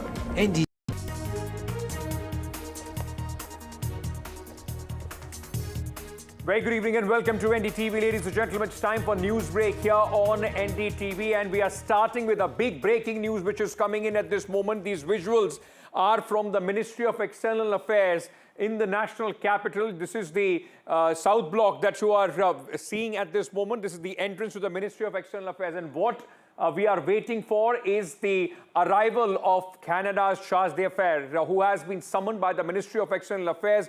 Massive escalation as far as India and Canada diplomatic ties are concerned. And this has happened after Canada has named the Indian envoy to Canada as a person of interest in an investigation. And after that, in fact, strong worded statement by the Ministry of External Affairs, and now the charge d'affaires of Canada has been summoned. This is a very, very strong action, and possibly something that we have not seen in the recent past, the way things are in fact escalating in India-Canada diplomatic relations. We are expecting, in fact, any moment the charge d'affaires of Canada to reach the Ministry of External Affairs. Let me very quickly go across to my colleague Aishwarya Jain, who's joining us with more details as far as this story is concerned. Aishwarya, now this is massive escalation as far as the diplomatic ties between both the countries are concerned. We are expecting the Canadian, in fact, officials to reach here any moment. What are you hearing from the MEA? Well, in a short while from now, what we've been told is the charge d'affaires for Canada, Stuart Wheeler, who is about to arrive at the South Block where we are reporting from. And let me continue to show you these visuals from the South Block. Remember, this comes after Canada designated the diplomats from India as person of interest in an ongoing investigation, following which India accused Canada of concocting allegations. And it was the Ministry of External Affairs who announced that it had received communications from Canada indicating that the diplomats were classified as person of interest, though it did not specify the particular case. Today, remember, it was the government of India who strongly rejected these preposterous imputations and ascribes them to the political agenda of Trudeau government that is centered around the vote bank politics. That's the statement that the Indian government gave. And soon after that, now developments happening in the national capital as far as the Ministry of External Affairs is concerned. It is the Indian government, the MEA over here in the national capital, who had summoned the Canada charge d'affaires and Stuart Wheeler will be arriving over here. Questions will definitely be asked by the MEA as far as what were the intuitions and what were those allegations that led Canada to give such statements where they had named Indian diplomats as person of interest. In fact, remember, it was also earlier that Canada government had claimed that there were Indian diplomats who were involved in the killings of Niger in Canada. That was strongly earlier as well rejected, and now today it is the charge d'affaires of Canada who had been summoned and questions will be asked. Let me again show you these visuals from the South Block, where in a short while from now we've been told that the charge d'affaires will arrive and he will be asked several tough questions by the Indian government. Remember, this comes days after Prime Minister Narendra Modi met Justin Trudeau on the sidelines of the ASEAN summit in Laos, later denied that any substantive discussions took place between the leaders.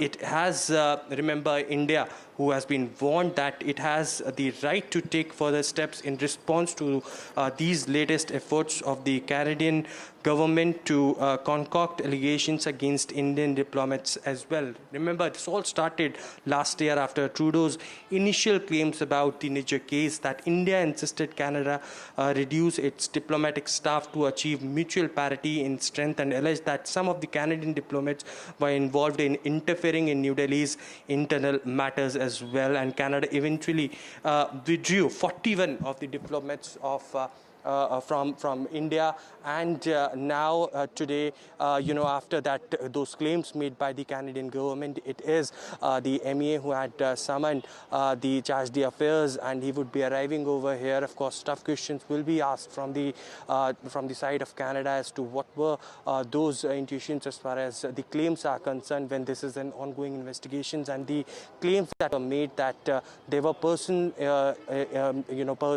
are in interest as far as the Indian diplomats are concerned in Canada, and how they had made these claims. And Indian government today strongly rejected those claims, and soon after that, now development happening in the national capital as far as the Ministry of External Affairs summoning the charge d'affaires Stuart Wheeler. He will be arriving very shortly at the South Block is what we have been told. From here on, we are giving you this live report from the national capital at the South Block. But remember, it was also Canadian Prime Minister's Trudeau hostility to India, which had long been in evidence. Remember, in 2018, his visit to India, which had aimed to currying favor with a vote bank, and his cabinet has included individuals who has openly associated with an extremist and separatist agenda regarding India. It was stated at that point of time as well that India will not entertain such of the claims made by the Canadian government government, and therefore the reason perhaps now a strong decision has been taken as far as summoning the Charge d'Affaires of Canada is concerned. He would be arriving shortly, and we will be bringing you this live report from the South Block anytime from now. We've been told that he would be arriving, and we will continue to report it and will also try to ask the concerned person who would be coming from Canada as far as Charge d'Affaires is concerned about what led these claims made by the Canadian government.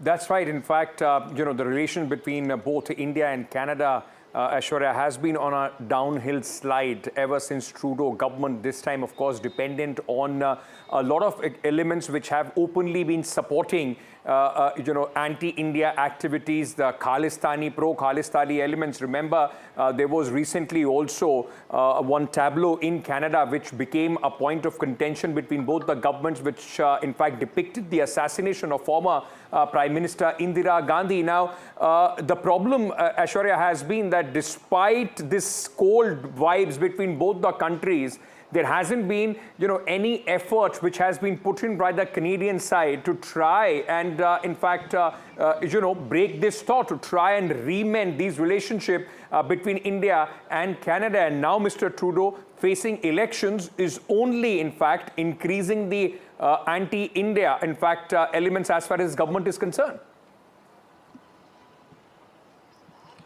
Well, and that's where the statement that came in from the Indian government that this is vote bank politics that the Trudeau government is doing as far as these claims are concerned, and they wanted, you know, this entire vote bank of those people who are allegedly against the Indian policies. As far as today's summon is concerned, this is also, you know, the government which had earlier issued a strongly worded statement over Canada's charge that the Indian High Commissioners and other diplomats are person in interest into murder investigation and called as preposterous imputations. Now, remember, as you were asking about, you know, the implementation and also the alleged connections with the Canadian government, with such people who had been the pro-Khalistanis, the government, you know, the ministers, and also the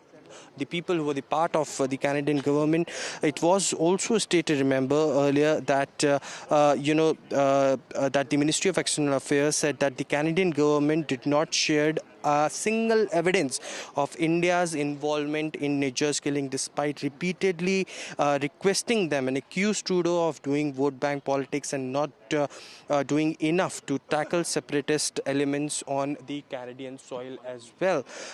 It was also stated in the statement by the government of India that yes, they have received a diplomatic communication from Canada and suggesting that the Indian High Commissioner and other diplomats are, you know, are being summoned. So clearly, you know, in a short while from now, we all are waiting as the Canadian Charge d'Affaires, Stuart Wheeler, will be arriving at the South Block as being summoned by the Ministry of External Affairs.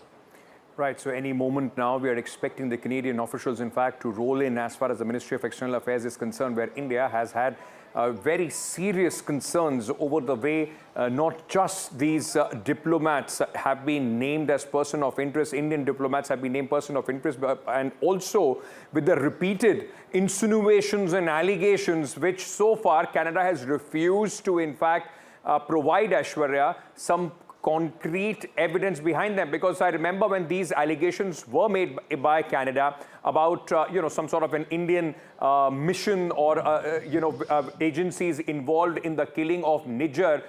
Since then, India has been asking some concrete evidence on the part of the Canadian authorities, which so far has eluded the Indian government. Well, Canadian government had failed in presenting the evidences as being requested by the Indian government time and again.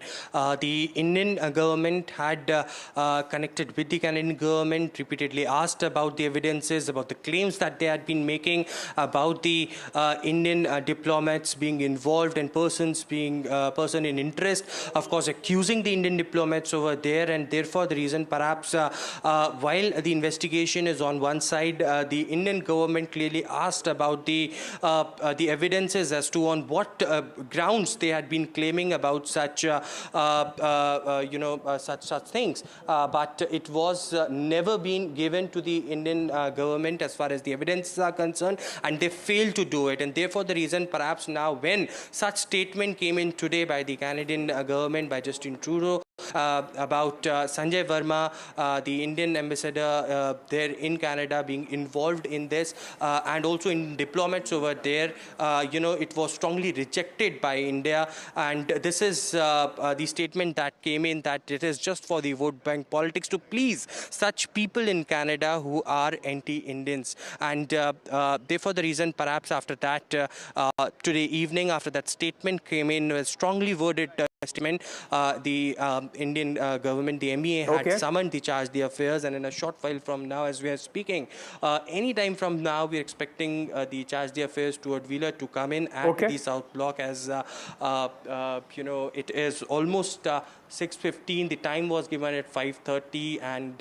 any time from now, we've been told by our sources within the MEA that he can arrive over here at the South Block. Aishwarya, what we'll do, we'll continue to track this story as our top focus, but what we'll try and do, we'll come back to you as soon as the charge d'affaires of Canada moves in or comes in as far as the Ministry of External Affairs in South Block is concerned. Thank you at this moment, Aishwarya, for joining us. Moving on, in fact, to some political stories from the national capital. After the bitter experience of what happened in Haryana for the Congress party, now big meeting of the party in preparations for the Maharashtra elections.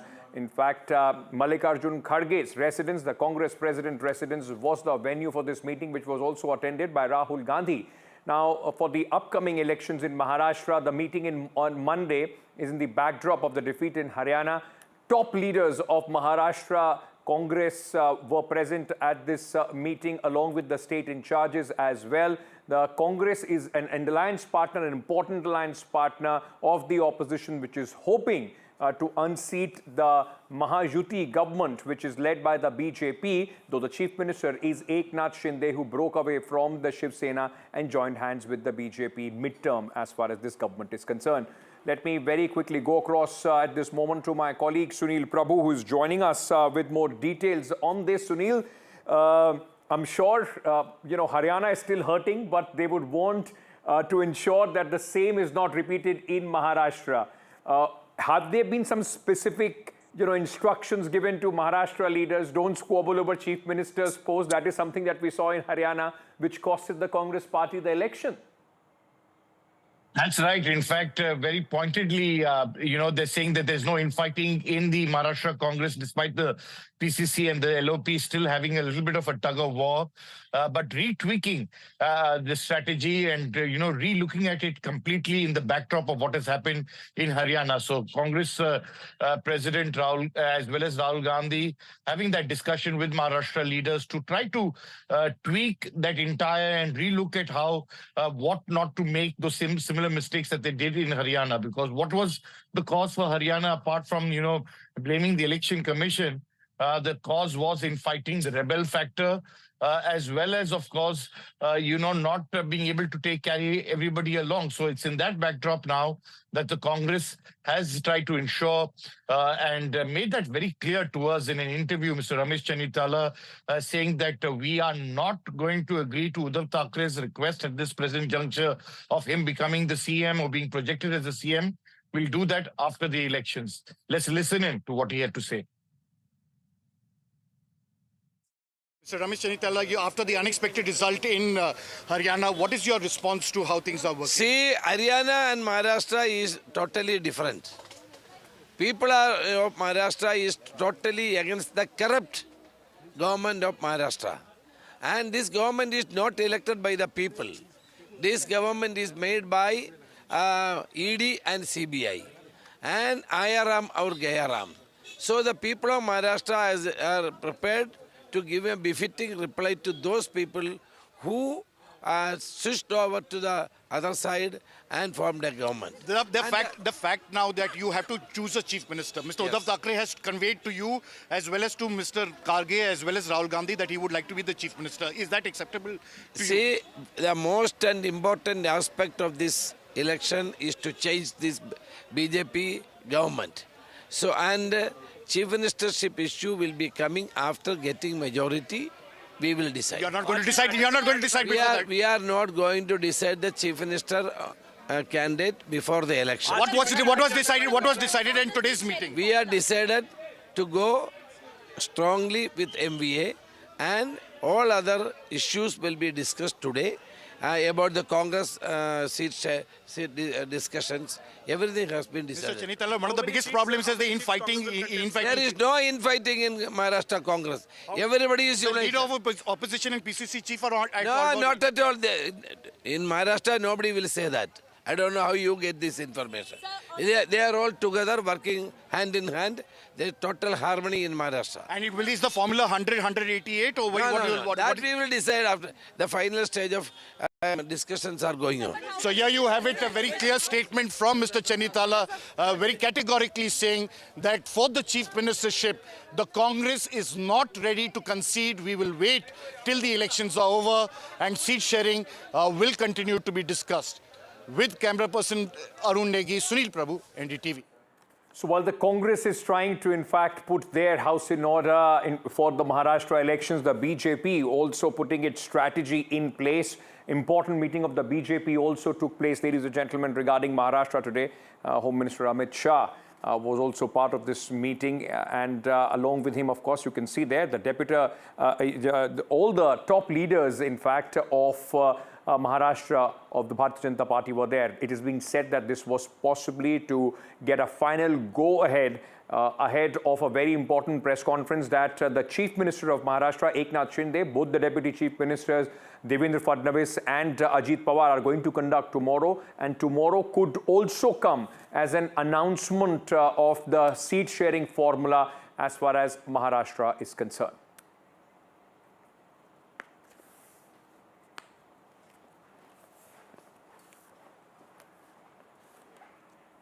Meanwhile, new satellite images accessed by NDTV indicate that China has constructed a massive new base on the north bank of the Pangong Tso Lake. In fact, this is in Ladakh. To be sure, this lies on the Chinese side of the line of actual control, though we must be clear that India claims all of Aksai Chin. My colleague Bishnoi has details. This is where the new Chinese site has been constructed. This is on a slope which leads onto the Pangong Lake. Now, when we talk about the Pangong Lake, it is important to remember that the large bulk, the large stretch of the Pangong Lake is in Chinese territory. This is actually the line of actual control. It's a bit, it's thinner, obviously, than the way we've marked it over here, but this is the approximate layout of the line of actual control, and this is where they've constructed this. Now, it is in this area that China has also constructed a bridge which we identified earlier on. So what does the new Chinese base actually show? This image that we'll now show you is from just a couple of days back, and it's absolutely clear. As you can see, there are dozens of buildings which have been constructed in this entire area. This Maxar imagery extremely clear about what the Chinese are trying to do. Now, military officials that we have spoken to have said that this has a rather unique layout. And one of the reasons it is unique is because many of the buildings are not asymmetric in their construction or in their location. They're sort of spread all over the place, which essentially means that this could be a military site. If there is a missile strike which takes place, then perhaps the sense is that the impact of that would be dissipated.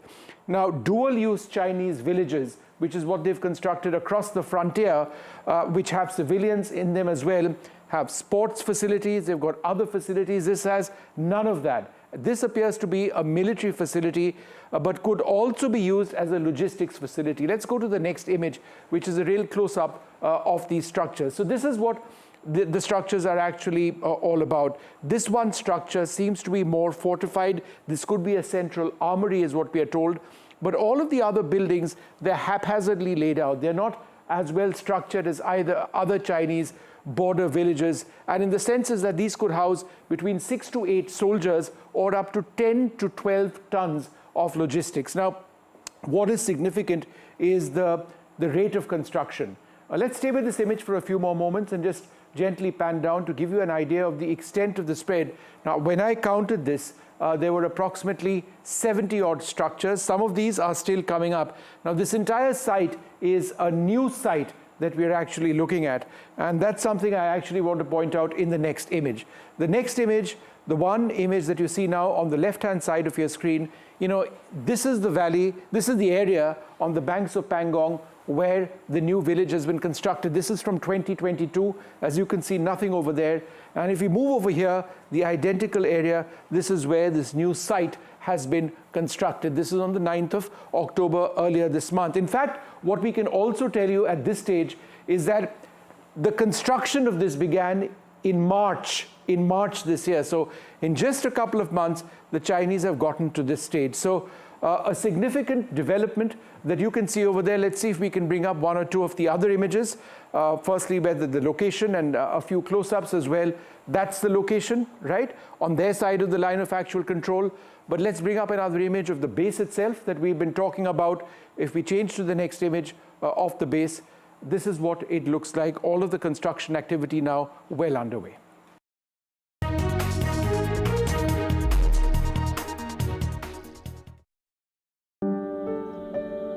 She has spoken out for the first time in over a decade. How come you've agreed to speak after so long? I think he'd be happy that I took that decision to actually speak, and I think it's more of a homage. As an ode to a man who changed the landscape of corporate India.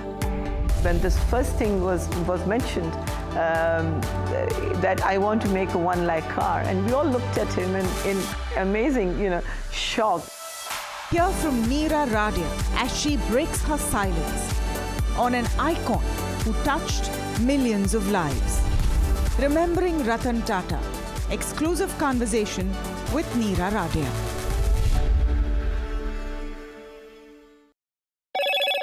Hello, Moto. Motorola Edge 50 Pro, world's first AI-powered pro-grade camera.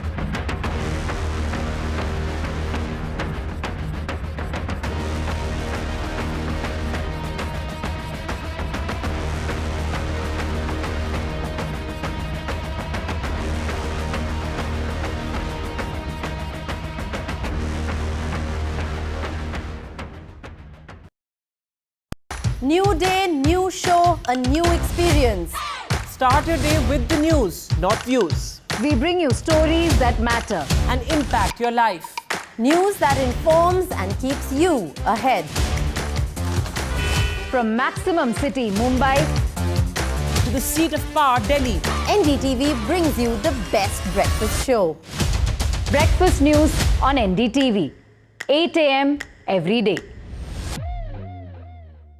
Stay informed and entertained with the new and updated NDTV News app. You can watch all our channels live, listen to podcasts, read breaking and exclusive news from around the world and more. Download the NDTV app today and get access to the best journalism and storytelling on your smartphone or tablet. The NDTV app. News that matters to you.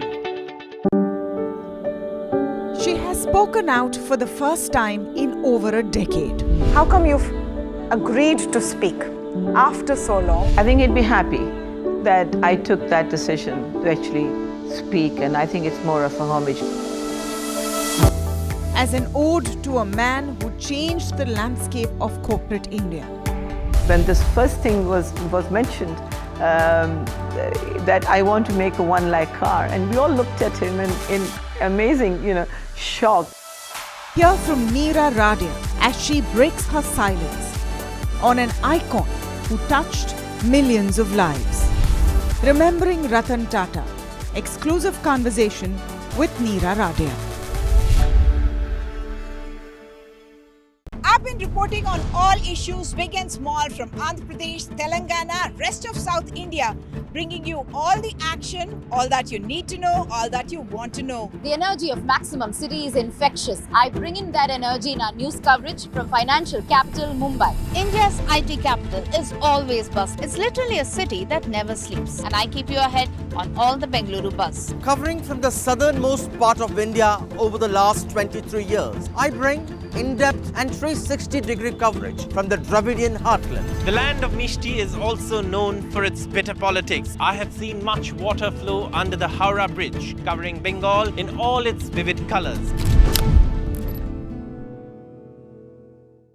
In a world of shifting power dynamics, India stands tall as a global force. Join us at the NDTV World Summit 2024, where Prime Minister Narendra Modi will unveil his transformative vision for the India century. Be a part of a summit of thought leaders and visionaries, shaping the world's future. NDTV World Summit, October 21st and 22nd on the NDTV network. New day, new show, a new experience. Start your day with the news, not views. We bring you stories that matter and impact your life. News that informs and keeps you ahead. From Maximum City, Mumbai, to the seat of power, Delhi, NDTV brings you the best breakfast show. Breakfast news on NDTV, 8 a.m. every day. Stay informed and entertained with the new and updated NDTV News app. You can watch all our channels live, listen to podcasts, read breaking and exclusive news from around the world and more. Download the NDTV app today and get access to the best journalism and storytelling on your smartphone or tablet. The NDTV app. News that matters to you. She has spoken out for the first time in over a decade. How come you've agreed to speak after so long? I think he'd be happy that I took that decision to actually speak, and I think it's more of a homage. As an ode to a man who changed the landscape of corporate India. When this first thing was mentioned, that I want to make a one-lakh car, and we all looked at him in amazing, shock. Hear from Meera Radia as she breaks her silence on an icon who touched millions of lives. Remembering Ratan Tata. Exclusive conversation with Meera Radia. I've been reporting on all issues big and small from Andhra Pradesh, Telangana, rest of South India, bringing you all the action, all that you need to know, all that you want to know. The energy of Maximum City is infectious. I bring in that energy in our news coverage from financial capital Mumbai. India's IT capital is always buzz. It's literally a city that never sleeps. And I keep you ahead on all the Bengaluru buzz. Covering from the southernmost part of India over the last 23 years, I bring in-depth and 360-degree coverage from the Dravidian heartland. The land of Mishti is also known for its bitter politics. I have seen much water flow under the Howrah Bridge, covering Bengal in all its vivid colors. In a world of shifting power dynamics,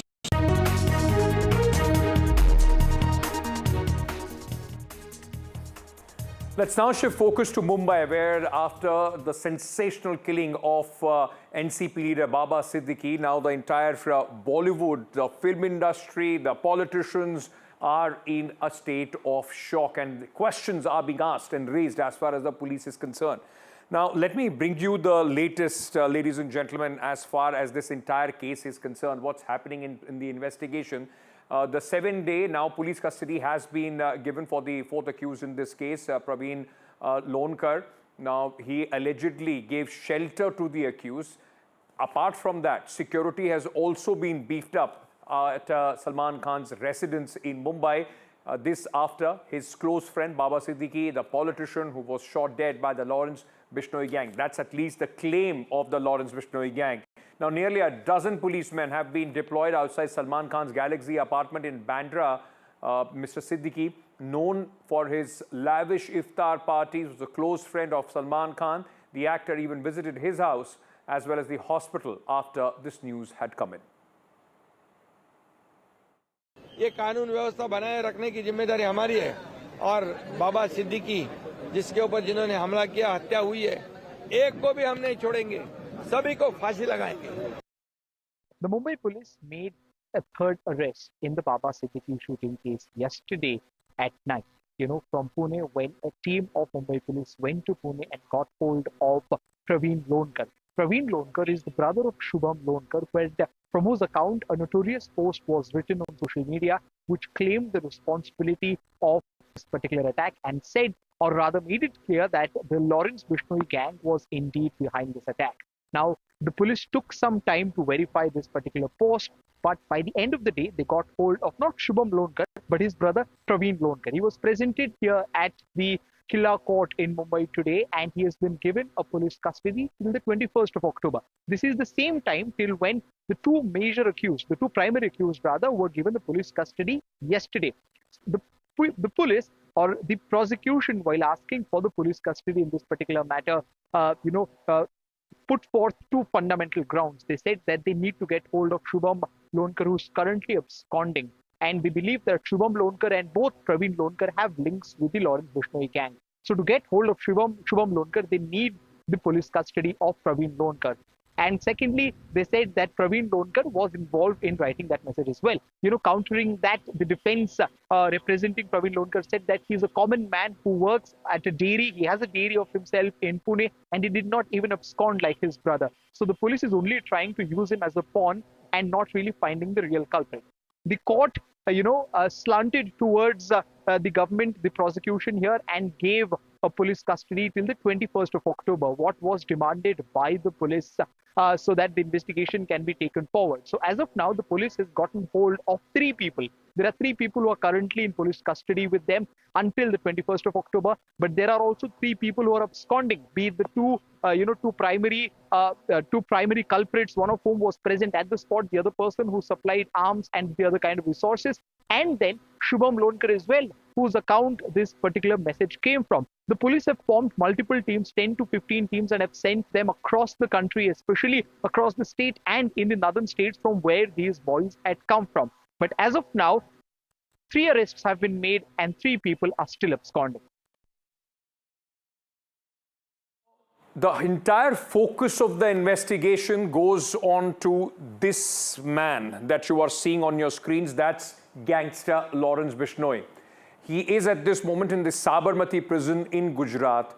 But who is this man and how he has become a sworn enemy of sorts as far as Salman Khan is concerned? Let's just tell you a little bit more about who Lawrence Bishnoi is and why is he terrorizing Mumbai, specifically Salman Khan. He was born in Punjab in the year 1993, makes him around 31 years at this moment. And he started with very petty crimes, not like a big flashy gangster at that point of time, but it all changed. He was involved in extortion and liquor mafia, and it was between year 2010 and 2012 when the game for Lawrence Bishnoi changed. Several cases of extortion, attempt to murder were registered against this man, and in 2012 he was in fact arrested and in Makoka case and lodged in the Sabarmati prison in Gujarat. From behind the prison, he started to expand his criminal empire. And the reports suggest that his gang, his gang has 700 shooters, those who are terrorizing in the name of Lawrence Bishnoi. In fact, his footprints are at this moment in Punjab, Uttar Pradesh, Maharashtra, Haryana, and NIA charge sheet has even compared him to the Dawood gang. 21 cases against him, 9 acquittals, 6 convictions, and he is trying to influence and expand his influence to Mumbai is what the police says. Now, what is his enmity with actor, Bollywood superstar Salman Khan? Let's just tell you a little bit about that. Why is he on the hit list of Lawrence Bishnoi, Salman Khan? In 1998, ladies and gentlemen, Salman Khan, remember, was accused of hunting a black buck in Rajasthan. Now, gangster Bishnoi, ever since, I mean, he was a little kid at that point of time. But ever since he in fact has been threatening Salman Khan once he became a gangster. Bishnoi community, he comes from the Bishnoi community, and the Bishnoi community considers Black Buck as sacred. And since then, he has been harboring this hatred as far as Salman Khan is concerned. And what has he done so far? On April 14th, his shooters fired outside Salman Khan's residence in Mumbai. Then, 2 shooters were arrested for this firing. Remember, it was after this firing incident that Chief Minister Eknath Shinde also met Salman Khan and assured him the security. Now, in June 2024, there was another plot, another scheme, another conspiracy hatched to kill Salman Khan at his Panvel farmhouse, and 4 suspects were arrested, for this attack. The police was able to thwart this attack by arresting those who were allegedly, in fact, going to carry out the hit. Then, on October 12th, politician Baba Siddiki was killed allegedly by the Lawrence Bishnoi gang. The gang says, at least somebody who has posted a message alleges that they have killed Salman Khan, Baba Siddiki, due to his friendship with Bollywood superstar Salman Khan. Now, after this, security outside Salman Khan's Galaxy apartment, as I was telling you earlier, has been beefed up. Now, what is the hit list of Lawrence Bishnoi? Who are the people, those who have already been either threatened or attacked by Lawrence Bishnoi? Let's very quickly, in fact, tell you about that as well, ladies and gentlemen. We just shift this and move on to the hit list of Lawrence Bishnoi on October 12th. At this moment, this is the allegation that politician Baba Siddiki was killed by the Lawrence Bishnoi gang. But before this, rewind a little bit, this year itself, September 1st, firing took place outside singer A.P. Dillon's residence in Canada. He's based in Canada, and there was firing outside his residence. In fact, in April 2024, again, as I was telling you earlier, shots were fired outside Salman Khan's residence. 2 people were arrested. In 2023, Gippy Grewal's house out in Canada was also attacked, attributed to this man and his gang, Lawrence Bishnoi's gang. In 2022, singer Sidhu Moosewala was gunned down in Punjab. All attacks have been linked to Lawrence Bishnoi gang. The investigation in this is going on. Now, this raises some very important questions as far as Mumbai is concerned. Mumbai has had a history of these kind of gang wars and supari killings. Of course, 2024, Baba Siddiki, former minister, shot dead, and Lawrence Bishnoi gang is under probe as far as this case is concerned. But let me take you back to 1997. Gulshan Kumar, the king of music industry at that point of time, music producer, was shot dead by Daud Ibrahim's gang, his shooters in Mumbai. That sent chilling shockwaves across the music industry. In 1994, Datta Samant, top trade union leader, was murdered in cold blood. Chota Rajan was named as the accused in this. This is also hit by a gang. Zauddin Bukhari, in 1994, a prominent community leader, was shot dead. Arun Gavli gang was said to be behind this. So a lot of history as far as Mumbai and these kind of killings are concerned. Prem Kumar Shankar, the 1994 two-time BJP MLA, was killed by shooters linked to the Daud gang. In fact, in 1994 itself, this was the peak of the gang war and the the empire of the gangs in Mumbai. Ramdas Nayak was a BJP leader who was allegedly killed by the Daud gang. Ramesh More, a Shiv Sena leader, was murdered by the Arun Gavli gang in 1993. So these gang killings, ladies and gentlemen, is something which Mumbai has seen, especially in the 90s. In 1992, Vittal Chavan, Shiv Sena MLA, was also killed by the Guru Satnam gang. That was the allegation at that point of time. But this now raises questions whether the Mafia Raj, the gang wars, are they back in Mumbai? And there are some important questions that the Mumbai police needs to answer. Why has so far no statement been given by the Mumbai's top cop, by the police commissioner of Mumbai? What is he waiting for to come out and assure the people of Maharashtra and people of Mumbai? Now, question number 2, is the Mafia rule returning to Mumbai? Once again, in form of the Lawrence Bishnoi gang and others is the Mafia Raj coming back to Mumbai. What is the police doing? What are the Mumbai police's action? What are they doing to ensure that the Mafia rule is stopped in Mumbai and it doesn't return, in fact, to Mumbai? The question also is, if the ruling party, let's move on to the next question. In fact, if the ruling party leaders are not safe, then what guarantees can a common man expect in the maximum city? And despite the kind of security, ladies and gentlemen, because this is a very important question. I mean, with security, if people can be killed, what can the common man expect? 24-hour security, where was the police? Exactly, this is the reason why the police security was given, so that he could be saved from any kind of mischief. Baba Siddiki was killed despite the police security. Let's also at this moment, because we are piecing together the investigation that is taking place at this moment, these shooters are said to have resided in Mumbai for over a month. Where were they residing? What were their activities? Take a look at this story. NCP Ajit Pawar group leader Baba Siddiki was brutally killed on Saturday night by 3 accused. In this entire incident, 2 accused was arrested from the spot. Still, there are 2 more accused which fled from the incident place when this whole incident happened. Now, there are major stuff which has came into light, that there was a house where all 3 accused was staying from last 1 month. They booked this whole apartment on 2nd September last month, and then they planned all the things over here. They started doing Reiki from the same house. They used to use a bike for Reikis. With that, they used to have an auto rickshaw.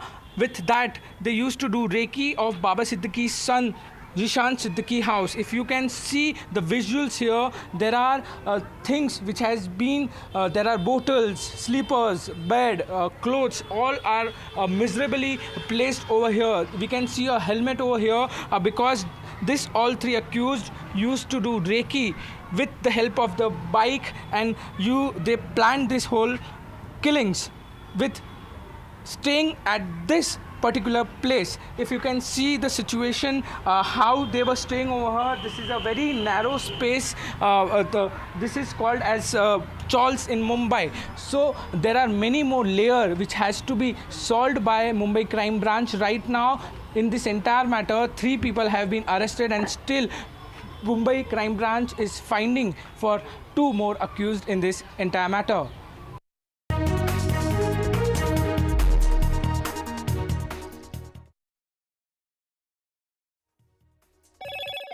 Hello, Moto. Motorola Edge 50 Pro, world's first AI-powered pro-grade camera.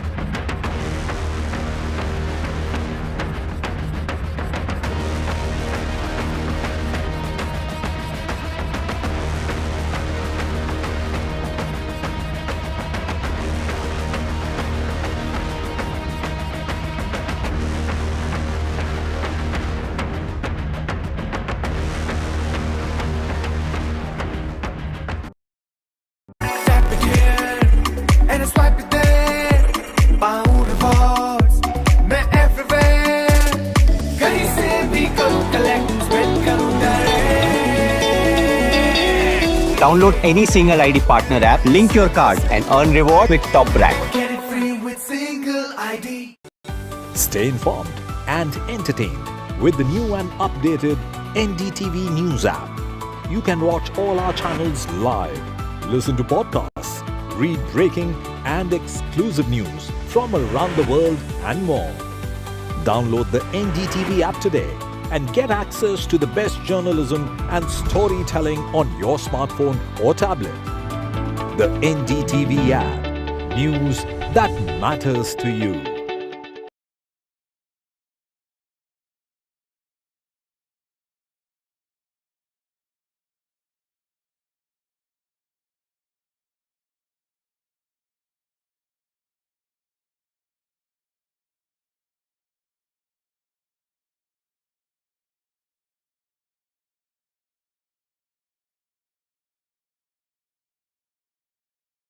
Stay informed and entertained with the new and updated NDTV News app. You can watch all our channels live, listen to podcasts, read breaking and exclusive news from around the world and more. Download the NDTV app today and get access to the best journalism and storytelling on your smartphone or tablet. The NDTV app. News that matters to you. New day, new show, a new experience. Start your day with the news, not views. We bring you stories that matter and impact your life. News that informs and keeps you ahead.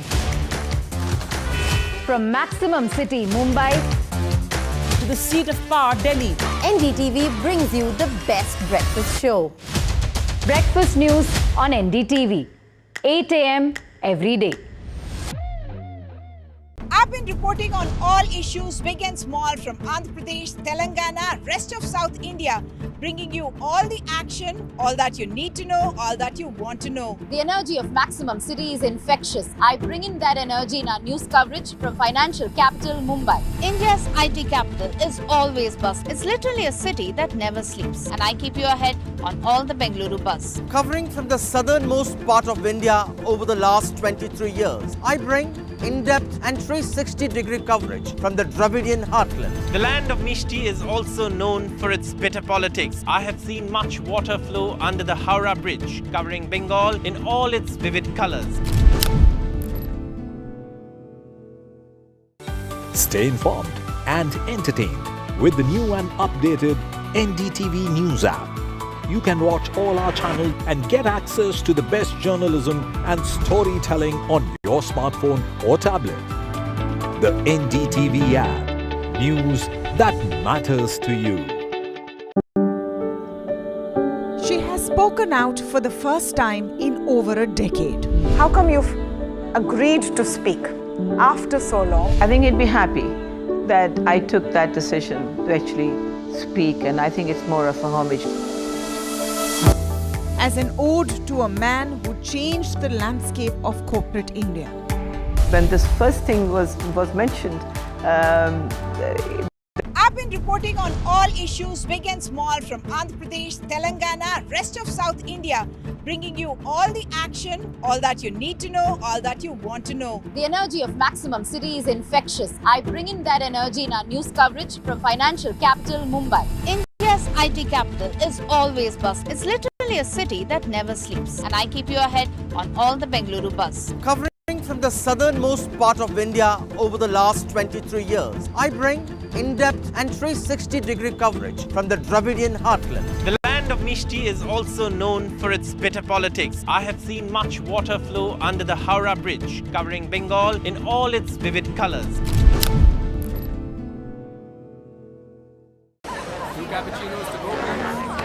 I don't care for no songs and proses. I don't care for no sweet boys with roses. All I want is a touch of love. New day, new show, a new experience. Start your day with the news, not views. We bring you stories that matter and impact your life. News that informs and keeps you ahead.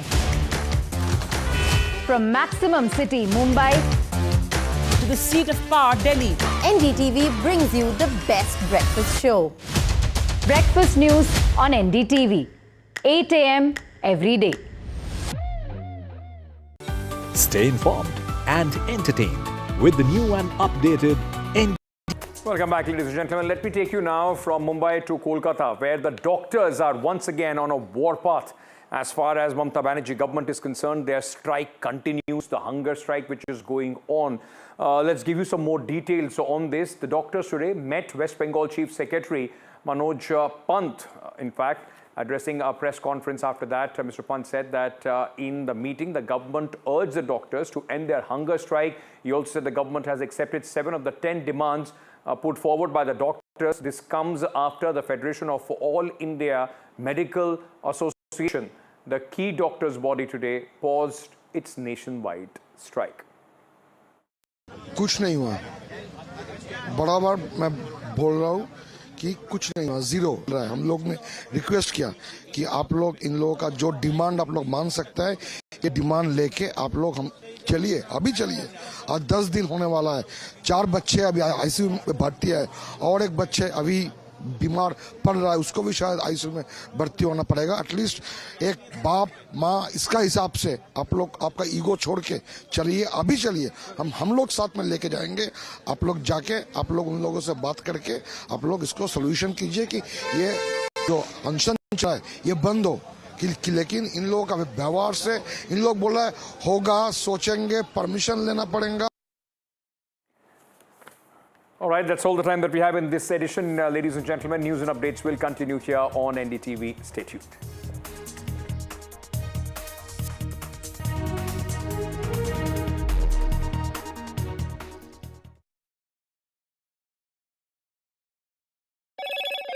Hello, Moto. Motorola Edge 50 Pro, world's first AI-powered pro-grade camera. Security beefed up outside actor Salman Khan's residence after the killing of politician Baba Siddiki. Lawrence Bishnoi gang allegedly is behind the murder.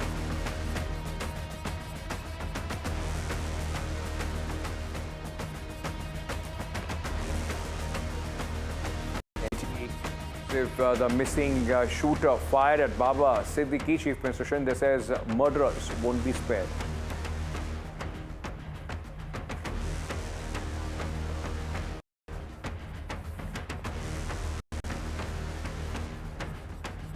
Maharashtra government has decided to abolish the toll tax on the entrance in Mumbai for light vehicles effective tonight ahead of the elections.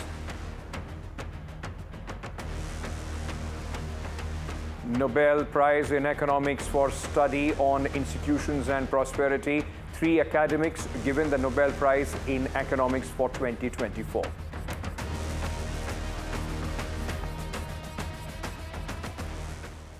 All right, so breaking news at this moment, ladies and gentlemen. The Canadian Charge d'Affaires has reached the Ministry of External Affairs. Remember, this is the top story that we were tracking right at the beginning of the broadcast. And now the Canadian Charge d'Affaires has, these are the visuals of the Canadian officials, in fact, entering the Ministry of External Affairs in South Block in the national capital. Remember, there is a continuous downslide as far as the relations between India and Canada are concerned. And after Canada had said that the Indian envoy and some other, in fact, Indian officials in Canada are people of interest in various investigations, India has lodged a very strong protest. So these visuals are coming in from the Ministry of External Affairs in the national capital, the heart of the national capital at the Raisina Hills, the South Block, where the MEA headquarters is based in. Wheeler had just arrived at the Ministry of External Affairs as he has been summoned after. That was my colleague Aishwarya. We'll try and reconnect with him to give you a sense of what's happening at this moment after the MEA, the Ministry of External Affairs in India, had summoned the Charge d'Affaires in Canada. 2 officials you saw there, in fact, walking in the Ministry of External Affairs. Both the Canadian officials will be, in fact, spoken to by the Ministry of External Affairs, and India will register its strong protest against what it seems Canada's intimidation tactics. Now remember, this has happened, there has been a continuous downslide, ladies and gentlemen, for the last few years, but this has happened specifically after Canada named the Indian envoy as person of interest. My colleague Aishwarya joins us with more details. Aishwarya, over to you.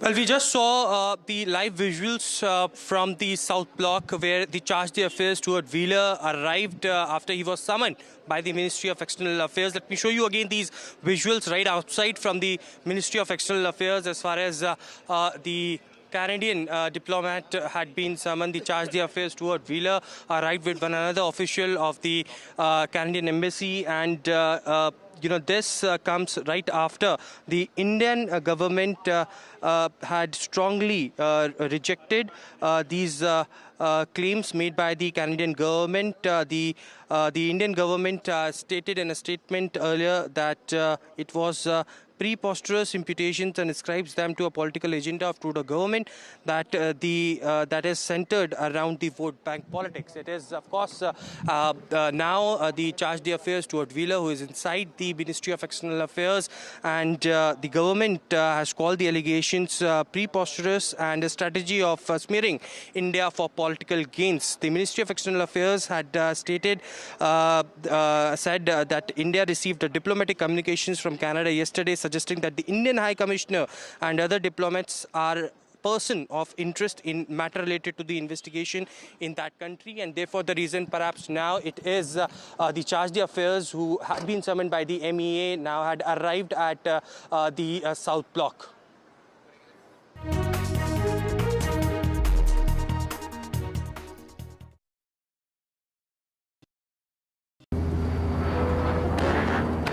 I don't care for no songs and proses. I don't care for no sweet boys with roses. All I want is a touch of love. She has spoken out for the first time in over a decade. How come you've agreed to speak after so long? I think he'd be happy that I took that decision to actually speak, and I think it's more of a homage. As an ode to a man who changed the landscape of corporate India. When this first thing was mentioned, that I want to make a one-lakh car, and we all looked at him in amazing, shock. Hear from Meera Radia as she breaks her silence on an icon who touched millions of lives. Remembering Ratan Tata. Exclusive conversation with Meera Radia. I've been reporting on all issues big and small from Andhra Pradesh, Telangana, rest of South India, bringing you all the action, all that you need to know, all that you want to know. The energy of Maximum City is infectious. I bring in that energy in our news coverage from financial capital Mumbai. India's IT capital is always buzz. It's literally a city that never sleeps. And I keep you ahead on all the Bengaluru buzz. Covering from the southernmost part of India over the last 23 years, I bring in-depth and 360-degree coverage from the Dravidian heartland. The land of Mishti is also known for its bitter politics. I have seen much water flow under the Howrah Bridge, covering Bengal in all its vivid colors. In a world of shifting power dynamics, India stands tall as a global force. Join us at the NDTV World Summit 2024, where Prime Minister Narendra Modi will unveil his transformative vision for the India century. Be a part of a summit of thought leaders and visionaries, shaping the world's future. NDTV World Summit.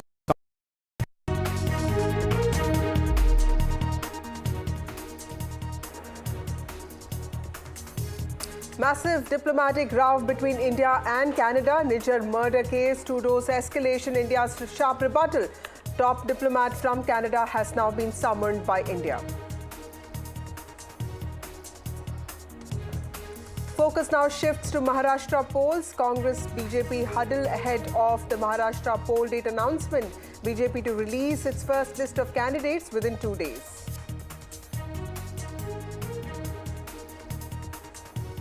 Security has been increased at actor Salman Khan's residence after former minister Baba Siddiki was shot dead by the Lawrence Bishnoi gang.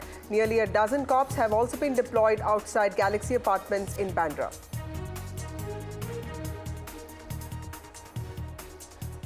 Actor Darshan's plea for bail has been rejected. This is with regard to the Renuka Swamy murder case.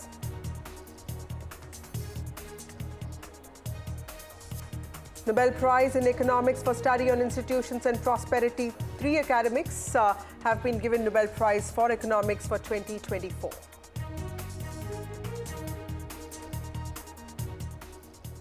Well, India has supped its ante on Canada. This is after issuing a very strong statement to Canada with regard to Canada, alleging that India's top diplomats were involved in the killing of Deep Singh Nijjar, a Khalistani element. Canada's top diplomat, chargé d'affaires, has now been summoned by MEA. In fact, he has already arrived there. India's strong action after a strong statement in Canada has had termed an Indian diplomat as person of interest, which is when India hit back, saying that these claims are completely preposterous.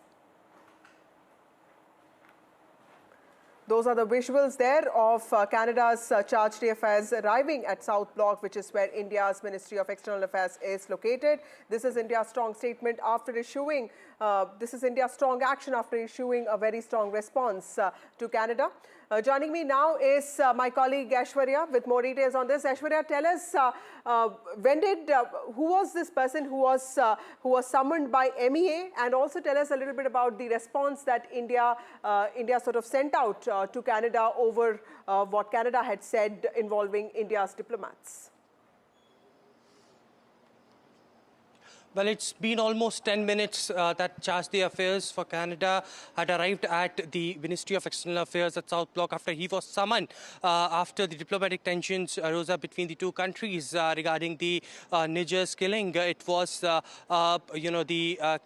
Canadian government who had stated that the Indian diplomats in Canada were persons involved in the killings. That was strongly rejected by the Indian government, and today it was after a strong worded response from the Indian government to Canada. It was the chargé d'affaires, Stuart Wheeler, who was summoned by the Ministry of External Affairs. Let me show you these live visuals from the South Block after 7-8 minutes. It's been 7-8 minutes that he is inside the Ministry of External Affairs. Remember, India had summoned Canada's chargé d'affaires after the diplomatic relations between the two countries witnessed a new low today.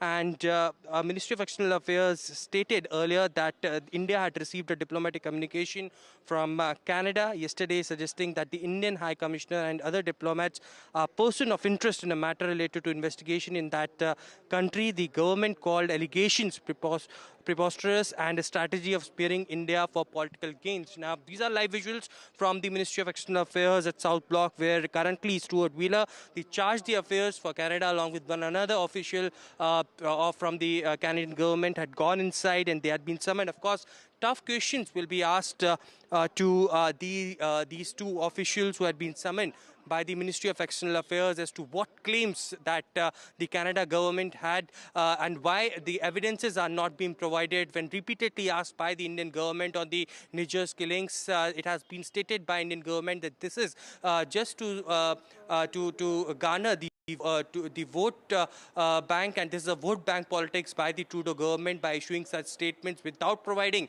any such evidences that any Indian diplomat is involved in Nijjar's killing. Let me again show you these visuals because there has been several developments that are happening since morning.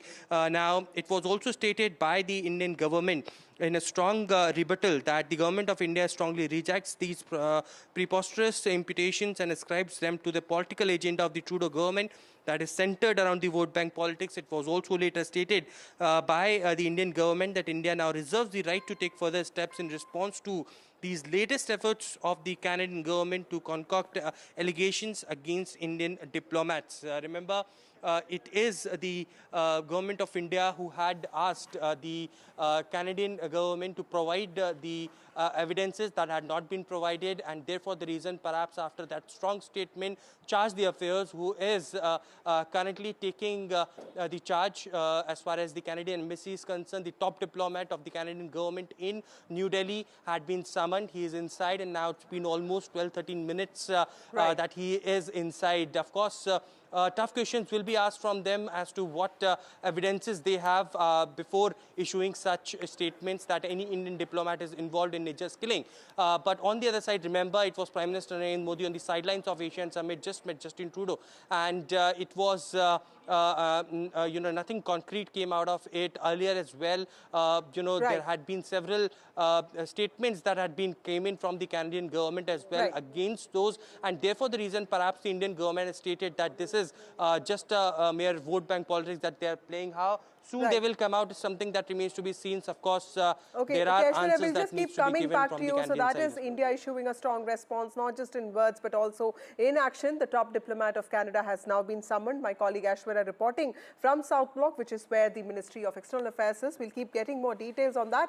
Well, over to the next political discussion of the day. Dates of Maharashtra elections are expected to be announced this week, and both Congress Party and BJP have started working on their strategies for the critical state that accounts for 288 seats. In fact, there are 6 big parties in the fray, and while the opposition Mahavikas Aghadi is hoping that it will ride on its momentum of Lok Sabha elections where the Mahayuti faced a setback, the Haryana elections have definitely made it clear that it is not going to be easy. BJP's core group for Maharashtra met today. In fact, the meeting just got over a short while ago. Its first list of candidates is expected soon, while the Congress Maharashtra leaders too had a meeting today to assess what lessons the party can learn from its own mistakes in Haryana. We'll discuss that today. Joining us now, of course, is Sunil Prabhu and Aishwarya, my colleagues. To you, Sunil Prabhu, first, tell us a little bit about the meeting of Maharashtra Congress leader that happened today and what was on agenda.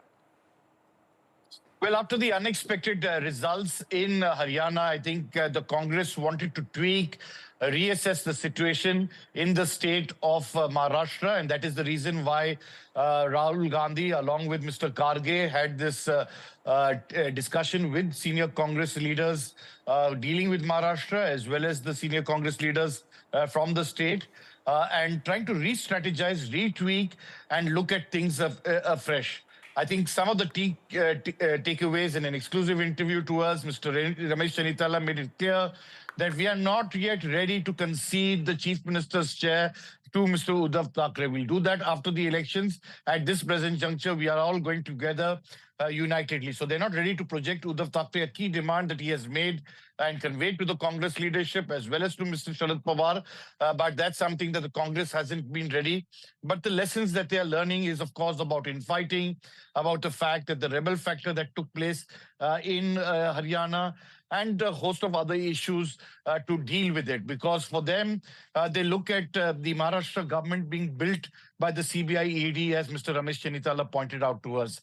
This is a government that was formed by, using those enforcement agencies to break political parties, be it the Uddhav Thackeray, the Shiv Sena, or for that matter, the NCP. And it's in that backdrop that the Congress, having learned its lessons, is now going to tweak that strategy, pull up its socks, and try to put up a united face, as Mr. Chanitala pointed out to us, saying that there is going to be no infighting, and made it clear that the leader of opposition, as well as the PCC chief, even though they do some shadow boxing, this is nothing but really unity within the party. Right. Thank you, Sunil. So re-strategizing seems to be the way forward for the Congress party. To you, Aishwarya, the meeting of the BJP core group of Maharashtra has just finished. Tell us what was on agenda, because we are being told that the first list could come out in the next 2 to 3 days. But of course, there is a lot of back and forth when it comes to a few seats, specifically in Vidarbha and Marathwada. How is the BJP going to solve those problems with, of course, Shiv Sena, considering that the BJP did not perform as well as Eknath Shinde's party in Lok Sabha 2024? Well, the BJP core group meeting for Maharashtra lasted for almost 5 hours, where Amit Shah to JP Nadda, Ashwani Vaishnav, Chandrasekhar Bawankule, who's the BJP state president, and the regional leaders from the state of Maharashtra, including Devendra Fadnavis, were also present. And the sources have clearly indicated to us that after the seat sharing had been finalized between the Mahayuti alliance in Maharashtra with Eknath Shinde, camp of Shiv Sena, and Ajit Pawar's faction of the NCP, along with a few seats to be given to the MNS and also to Ramdas Athavale's party. Now it comes down to how the strategy should be formed to completely transfer the votes of the each political party to another who are fighting on different constituencies.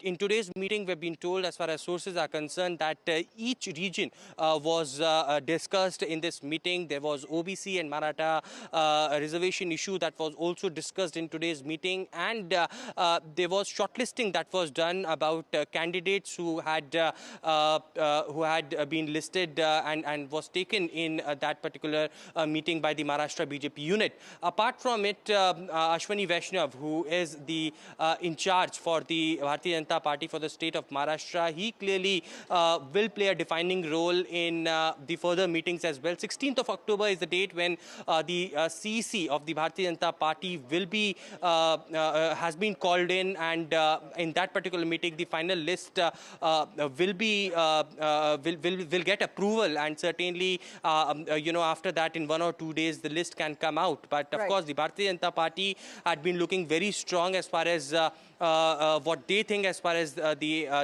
regions are concerned. Lastly, they also spoke on the anti-incumbency, where this might be a factor, and therefore the reason perhaps almost after 5 hours the meeting has just concluded and the leaders have now left from the Bharatiya Janata Party. Thank you, Aishwarya. Thank you, Sunil Prabhu, for joining us with those details. BJP CEC meeting, in which the Prime Minister will also be a participant, is all set to happen day after tomorrow. Over to our panelists now. We have Charan Singh Sapra, who is also the Mumbai working president of the Congress Party and also spokesperson of the party. We have Tuhin Sinha of the BJP, and we have author and senior journalist Rohit Chandavarkar. Thank you all of you for joining me on this show. Mr. Sapra, to start with you, in Haryana, there were so many factors that were seemingly working against the BJP, sir. You know, the Congress seemed resurgent, because Lok Sabha elections, they performed well. Then 10 years of anti-incumbency, farmers, Agniveer, wrestlers. And still, for some reason, the Congress party failed to stall the BJP. What makes you think that in Maharashtra, where there are 2 more allies, the MVA will be able to do better? See, I feel the situation in Haryana cannot be compared with the political scenario in Maharashtra. Maharashtra is also a larger state. It has 288 seats. Haryana had only 90 seats.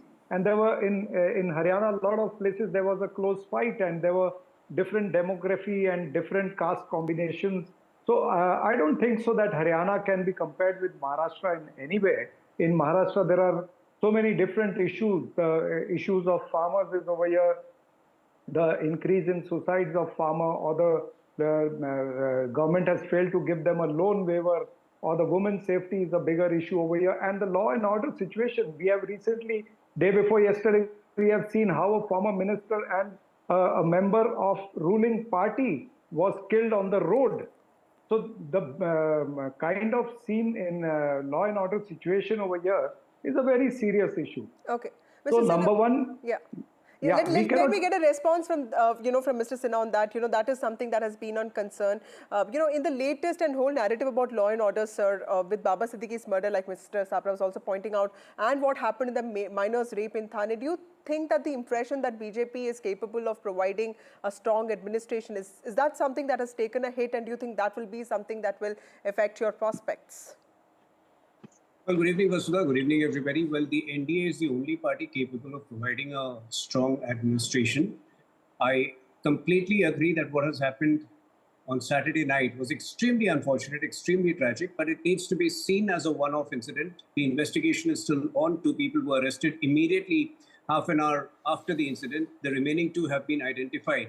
So the matter will be, the entire thing will be exposed very soon. But I don't think, those people who have presided over the murder of Hiren Mansukh, those in whose the government, gelatin-packed cars were parked outside Ambani's house, they should lecture us on law and order situation over here.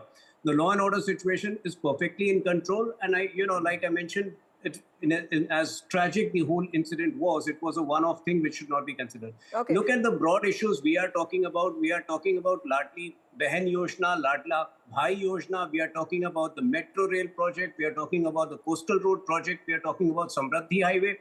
And Congress party in the last 3 days has only been talking about a Muslim deputy CM, Muslim deputy CM, Muslim deputy CM. I think that should set the record clear. We clearly have an advantage at this stage. Okay. Rohit Chandavarkar, what are the factors that are likely to decide voters' choices in Maharashtra this time? Because clearly what happened in 2024 Lok Sabha elections cannot be, taken as a foundation of what's going to happen in assembly elections. That's a big lesson we learned from Haryana as well. So is it going to be largely local factors? If that is the case, who has the edge? Vasudha, what we see right now in Maharashtra is, a constantly changing situation. That much I can tell you for sure. And it's going to be a very neck and neck kind of a thing. 10 days ago, the political atmosphere in Maharashtra was that the Mahayuti Aghadi, which is the ruling alliance led by BJP in Maharashtra, was kind of looking like they were on the defensive, and Maha Vikas Aghadi, the Congress Sharad Pawar Uddhav Thackeray alliance, looked like they were aggressive. After the Haryana results came, obviously the picture changed a bit in the sense that Congress has started looking like they are on the defensive. Now, with this latest killing of MLA that happened in Mumbai, last couple of days, let's say 24 hours or more than that, the Mahavikas Aghadi has got, a new issue to call out, similar to, Badlapur incident after that, the way they did, which was, calling out the issue of law and order. So again, on law and order, there's a lot of things happening. But let me just draw your viewers' attention to one fact, that Maharashtra has seen countless assassinations of politicians in the last 20, 30 years. Since mid-1970s, when Krishna Desai, a communist leader, was killed in central Mumbai, to Vittal Jadhav, to Prem Kumar Sharma, to Ramdas Naik, BJP leader, to many assassinations have happened. And most of those assassinations, a very important historic perspective is, most of those killings or assassinations were not political. They turned out to be either business rivalry or some dispute over real estate or personal animosity, etc. So I don't know whether this latest incident of killing of a politician in Bandra in Mumbai is going to be a political issue for long. I don't think it's, the Mahavikas Aghadi is going to get too much mileage out of it. Okay. That much I can say right now. Okay, Mr. Sapra, would you like to answer that, sir? And also, Shiv Sena saying that Congress, Shiv Sena led by UBT, saying that Congress knows the art of turning victory into defeat. Don't you think the problems for you also start from the home, with your own ally actually not being extremely trusting of you? In the Lok Sabha elections, we saw that you gave away a lot of seats. In the assembly elections, will you be expected to play probably not the big brother? I would like to say that within the Mahavikas Aghadi, we have a good coordination. We had around 7 to 8 rounds of talks for the seat sharing, and absolutely things are fine. Whereas I would like to point out a recent statement, yesterday's statement of Mr. Chhagan Bhujbal on the killing of Baba Siddiki, whereby he said that murder of a ruling party MLA or the ex-minister, this does not fix the accountability only on the Home Minister. It is also the responsibility of the Chief Minister. And then further going ahead, he said that police should be given a free hand. Now, Chhagan Bhujbal, when the ruling party minister is saying that police should be given a free hand. Okay, Mr. Sapra, I'm really sorry. The Charge d'Affaires of Canada, who was summoned by MEA in South Block, is speaking. Let's listen in.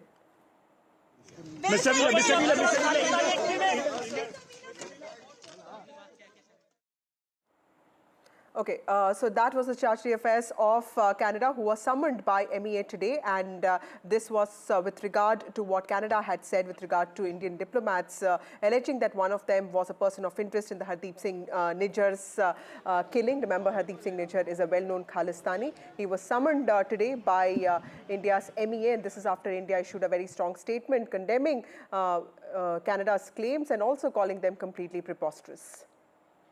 This is India taking stronger action against Canada after issuing a very strong rebuttal. In fact, my colleague Aishwarya was there and he was reporting. This is India after issuing a very strong response. My colleague Aishwarya joins us with more details on this. Aishwarya, tell us, what did the Charge d'Affaires of Canada say? Did he say anything as to what really happened in the meeting? Well, in a short statement that he gave just stepping outside the Ministry of External Affairs after he was summoned by the Ministry of External Affairs, he stated that if enough evidences had been provided by the Canadian government on the killing of the Canadian citizen, and it is the Indian government who had to act upon, is something that he briefly stated. But remember, the Indian government was in a position to tell that there was no evidences that had been provided provided by the Canadian government, and the claims that had been made by the Canadian government was completely false, and there was, these claims that the Canadian government had earlier made was just for mere vote bank politics. There had been no evidences that had been provided. But Stuart Wheeler...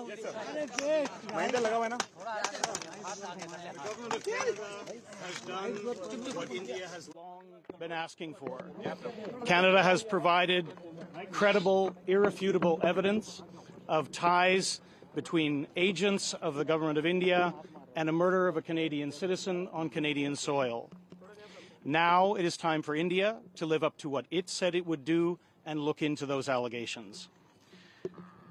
It is in the interest of both our countries and the peoples of our countries to get to the bottom of this. Canada stands ready to cooperate with India.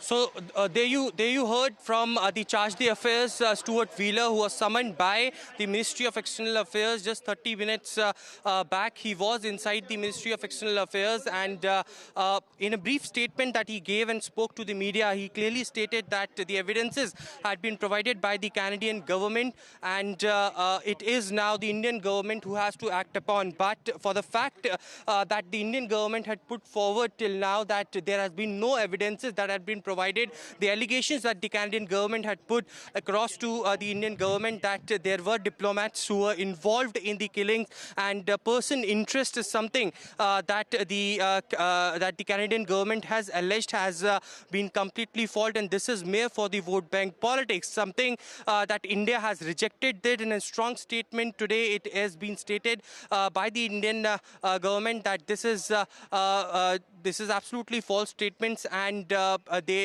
sharply condemn those statements. Now, today it was the Charge d'Affaires Stuart Wheeler who was summoned, and after half an hour he stepped outside. He mentioned that the evidences that the government of India had been asking on the killing of a Canadian citizen, that had been clearly on their part had been provided to the Indian government, and it is of course the Indian government who has to act upon now. Whether there would be strong steps that the Indian government will take from here on is something that remains to be seen. But the initial information that we are also picking up from the Ministry of... Yeah, thank you, Aishwarya, for joining us with those details. We'll keep coming back to you. That was Canada's top diplomat, Stuart Wheeler, who was summoned by India's MEA. This is with regard to India taking strong action after Canada alleged that some diplomats of India were involved in the killing of Hardeep Singh Nijjar, a claim that India has completely dismissed as preposterous. Time for a short break. More news and updates on the other side.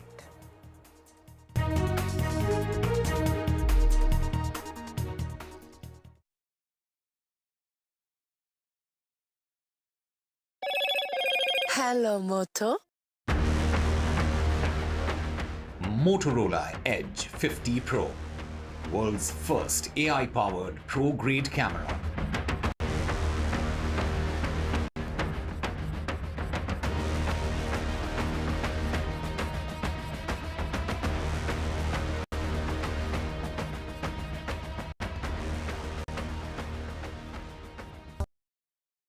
New day, new show, a new experience.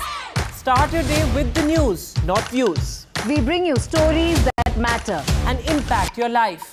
News that informs and keeps you ahead. From Maximum City, Mumbai, to the seat of power, Delhi, NDTV brings you the best breakfast show. Breakfast news on NDTV, 8 a.m. every day. I don't ever know songs and proses. I don't care for no sweet boys with roses.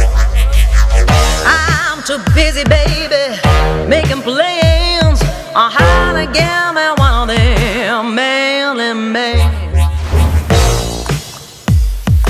All I want is a touch of love.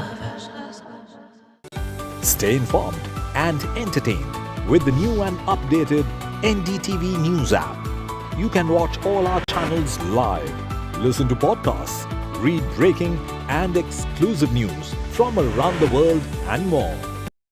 Download the NDTV app today and get access to the best journalism and storytelling on your smartphone or tablet.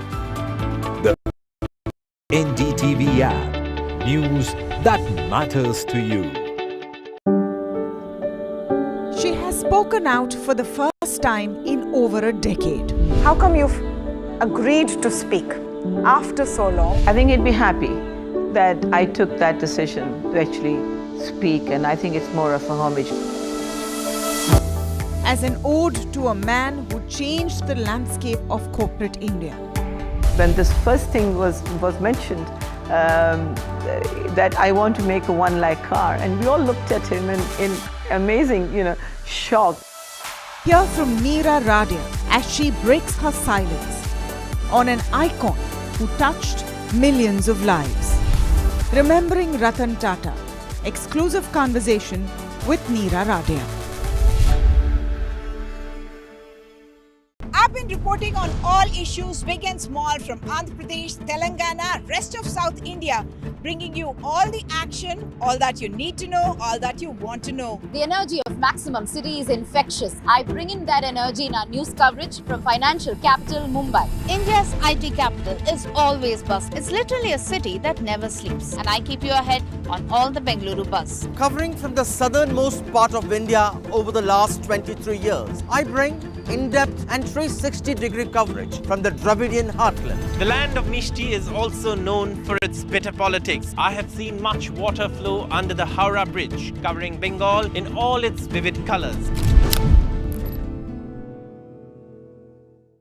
In a world of shifting power dynamics, India stands tall as a global force. Join us at the NDTV World Summit 2024, where Prime Minister Narendra Modi will unveil his transformative vision for the India century. Be a part of a summit of thought leaders and visionaries, shaping the world's future. NDTV World Summit, October 21st and 22nd on the NDTV network. New day, new show, a new experience. Start your day with the news, not views. We bring you stories that matter. And impact your life. News that informs and keeps you ahead. From Maximum City, Mumbai, To the seat of power, Delhi. NDTV brings you the best breakfast show. Breakfast news on NDTV. 8 a.m. every day. Stay informed and entertained with the new and updated NDTV News app. You can watch all our channels live, listen to podcasts, read breaking and exclusive news from around the world and more. Download the NDTV app today and get access to the best journalism and storytelling on your smartphone or tablet. The NDTV app. News that matters to you. I don't care for no songs and proses. I don't care for no sweet boys with roses. I'm too busy, baby, making plans on how to get me one of them manly men. All I want is a touch of love. She has spoken out for the of October at the age of 86 years. He leaves behind a legacy that not only encompasses strides that the Tata Group made, but has also been pivotal to the big shifts in the Indian economy. One individual who's had an insider view of some of the most crucial decisions made by the Tata Group is speaking with us today. This conversation aims to get a better understanding of who Ratan Tata was, what made him tick, and why did he make the decisions he did. Whether it was the acquisition of Jaguar Land Rover, steel major Chorus, development of the Nano, or the foray into aviation. My guest on the show is someone who has worked with him closely for over 15 years. She's had an insider view of those crucial decisions and who the man really was. her company handled public relations for the Tata Group between 2000 and 2012. Neera Radia, who was the chairperson of Vaishnavi Corporate Communications during the most critical time when the Tata Group decided to consolidate its brand at a group level. She also remained a dear friend and close confidant till his last. This is her first interview in over 12 years and the first one ever on the Tata Group. Neera Radia, welcome to the show. It's a pleasure to speak with you. Let's start, I think, with a question perhaps most viewers have on top of their mind. How come you've agreed to speak after so long? And of course, thank you for speaking with us. Thank you, Tamanna. Thank you for asking. I think it's what Ratan would have wanted me to do. For years, post 2012, he would always tell me, why are you not speaking? Why are you quiet? Why should you not speak? And I would say, well, I think it's better left. A lot of things are sometimes better left unsaid. And I think today, I think he'd be happy that I took that decision to actually speak. And I think it's more of a homage to him because I think this is what he would have wanted me to do. Tell me, Neera, how you first met Ratan Tata and how did it develop into this kind of a working relationship which spanned over a decade? It was a very interesting meet. I come from a background from aviation. Well, my father was in aviation and we were consultants to Singapore Airlines, and at that time the Tata Group was looking to enter aviation and Singapore Airlines was their partner. During that time, they had taken a decision to bid for Air India. This was in 98, 99, I think, during the Vajpayee government. It's the same time that Indica and a lot of other things were happening in the group that were, which were not being, there was a huge communication gap between the world outside and the Tata Group itself, whether it was Tata Motors or whether it was Tata Finance or whether it was it was the Air India acquisition. There was a lot of, and I think this is where I met him. The Singapore Airlines team wanted me to meet with him and have a conversation. It was really very interesting because he had given only 20 minutes for this meeting to Singapore Airlines. And I remember Ishat Hussain was present in that meeting and so many others from the Tata Group, about 4 or 5 of his colleagues. I have to say that that one meeting between Ratan and me lasted almost 3 to 4 hours. Was it difficult to have the mandate to handle public relations for someone who just seemed to dislike public appearances? I mean, we were counting the number of interviews Mr. Ratan Tata has done, and I think major ones would be on one hand, a handful of them. Was there ever this conversation where you would say you need to appear more in the public domain? How was that happening? Did he not like these public appearances? Was he a very shy individual? He was certainly a shy person. And I think he was shy by choice. He was a person who liked to get on with doing things, more importantly than speaking about them. But it was a time when the group was consolidating and it was necessary for the group to speak. It was very important for the group to speak. There was his vision, something that he had written when his mother was in hospital looking after his mother and before she passed away, and he had done this entire plan for industrialization and globalization, and it was never talked about. People didn't understand it. Subsequent to that, everybody carried, there was a lot of PR, and then it got public. We ensured that it was known to the world at large as to where his vision was coming from. Just try to get a sense of what was the style of decision making. Was it a top-down approach? Was it collaborative? Because big decisions were being made, and for a group of that size, for things to move in one direction, it can be painful. Give us an insight into how the man functioned. Well, he was a visionary. He was a dreamer and a visionary. India was his national pride. He was very proud. He was a hardcore nationalist at heart. He loved his country, and he loved the people. And I think when he had to take decisions for the company, then Tata Group played a significant role in the industrialization of India.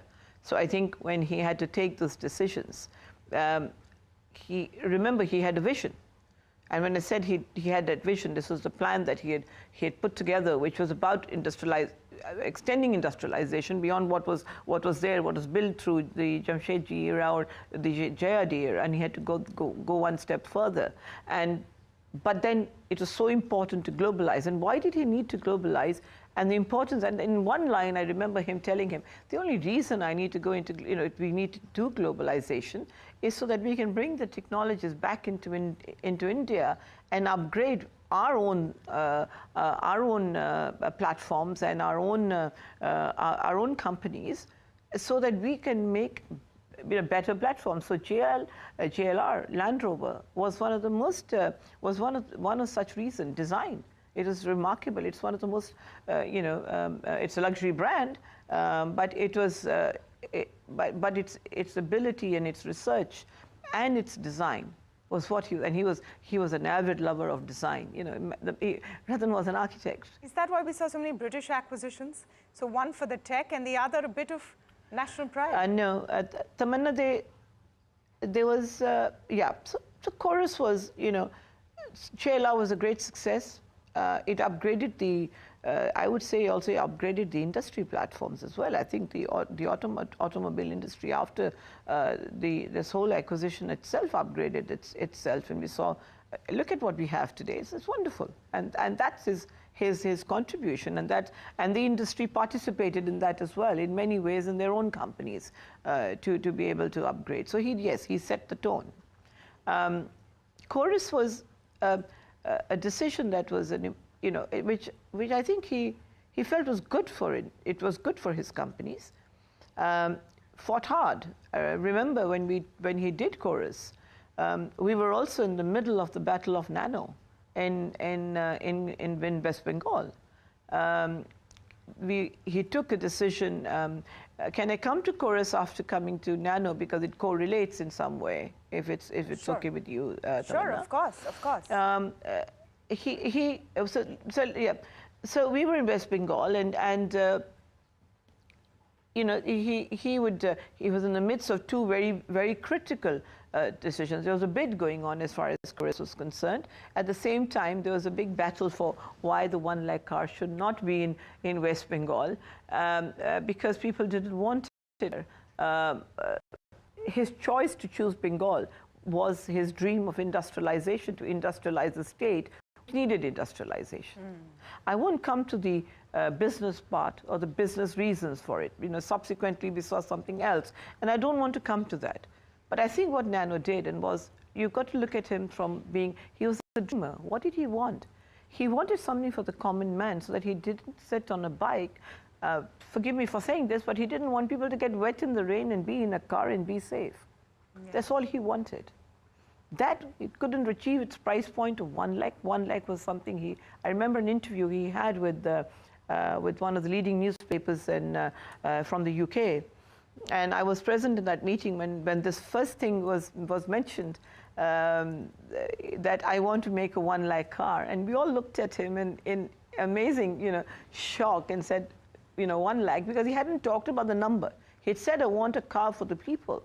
But at that time, he had never given the number that it was going to be 1 lakh. And I remember that was subsequently a lead story in I believe it was the Financial Times in the UK. So I have to ask. So the Nano was there. I'm so sorry. I have to ask. So the decision was to make a car for 1 lakh rupees so that common people could use it, and then work backward to how it would actually happen? It's surprising to me that even you didn't know it was going to be a 1 lakh car. In the interview, it just was just a natural flow. And sometimes, you think, he has, I'm sure he had, like you and like us, we all have many dreams. He had a dream, and his dream was for the people. It was always for the betterment of people, and always for the betterment of people of India. So I think this 1 lakh number was there because I think he would have done his maths at that time to say that, can I do it? There was criticism to it after that, and I don't wish to go. But so be it. You know, he look at the man. The man had a dream. He had a vision. He wanted to do something for the common man, and I think that was what was more important. Was he disappointed when the nano didn't work out as he had hoped? That the 1 lakh didn't take off? He was disappointed. Yeah. No, I think the price point changed subsequently, as you know. But I want, you know, Tamanna, I don't want to get into the business side of the story. I want to stay focused to who he was and why he did. No, which is I'm asking. And if I look at this, which is why I'm asking, how did he respond? So he's, of course, he was a dreamer. He was a visionary, and sometimes these visions work out, these dreams work out, and sometimes they don't. Many of them were successful, some weren't. How did he respond or react when something he had hoped for didn't quite work out, as it often does in life? There are factors to this, Tamanna. Let me come to that and put it into context. When he went into West Bengal, it was because he felt West Bengal needed to be industrialized. He took a decision to be in West Bengal because it needed it. It needed jobs. It needed, you know, something like this would have given a great fillip, because that whole road from Calcutta to Singur is a road in a stretch that would have developed extremely beautifully, just like when the nano then shifted to Gujarat, Sanand. Today, Sanand is like Gurgaon. What I'm trying to say is that it is a time lag. It took a long time because there was a huge repercussion within the political. He was not. The fight was never about Ratan or never about Nano or about the Tata Group. The fight was. It was a political fight, and he just got caught in it. But he chose Singur as a place which was the constituency of the then opposition leader. And I think rightly so, because what is this telling you? This is telling you he always just wanted to take everybody along with him. But I think the time lag caused the challenge on its price point, would have been definitely a reason. Subsequent to that, it took us almost, I think, 18 months to 2 years, almost, I think, about 18 months. And then he took a decision. We went and saw many, we visited many other states. We were called by multiple people, whether it was Punjab or Karnataka. They have plants in Karnataka, they have plants in Uttarakhand. We were called, we were asked. We then got a call from Gujarat, and the then Chief Minister, our Prime Minister now, Mr. Modi, and he took a decision and he moved. Why did he go to Gujarat? Because they have plants in Gujarat. They have Tata Chemicals already there. So he was comfortable, because then here he saw, okay, well, maybe Nano needs a state which is a bit more industrialized, which is moving towards development, and hence this will be better and easier, which is why he then moved to Gujarat. So tell me a time, an anecdote, if you can share an anecdote when he surprised you, or there was something that was a big learning for you on a personal level. So the Tata Nano was a learning, because courage. You know, he brought, he was a courageous man. So when he took the decision, I remember it was the press conference going on at that time with Buddhadeb Bhattacharya, and he announced Singur. And I was standing at a distance, because at that time we were not told which would be the site. And I think it really surprised me, because we knew that was the, you know, naturally you have all the questions in your mind asking, you know, have you communicated this to the person whose constituency it is? Have you spoken to them? Have you taken everybody on board? But for him, it was what? It was natural. He felt that, yeah, you know, why shouldn't it be?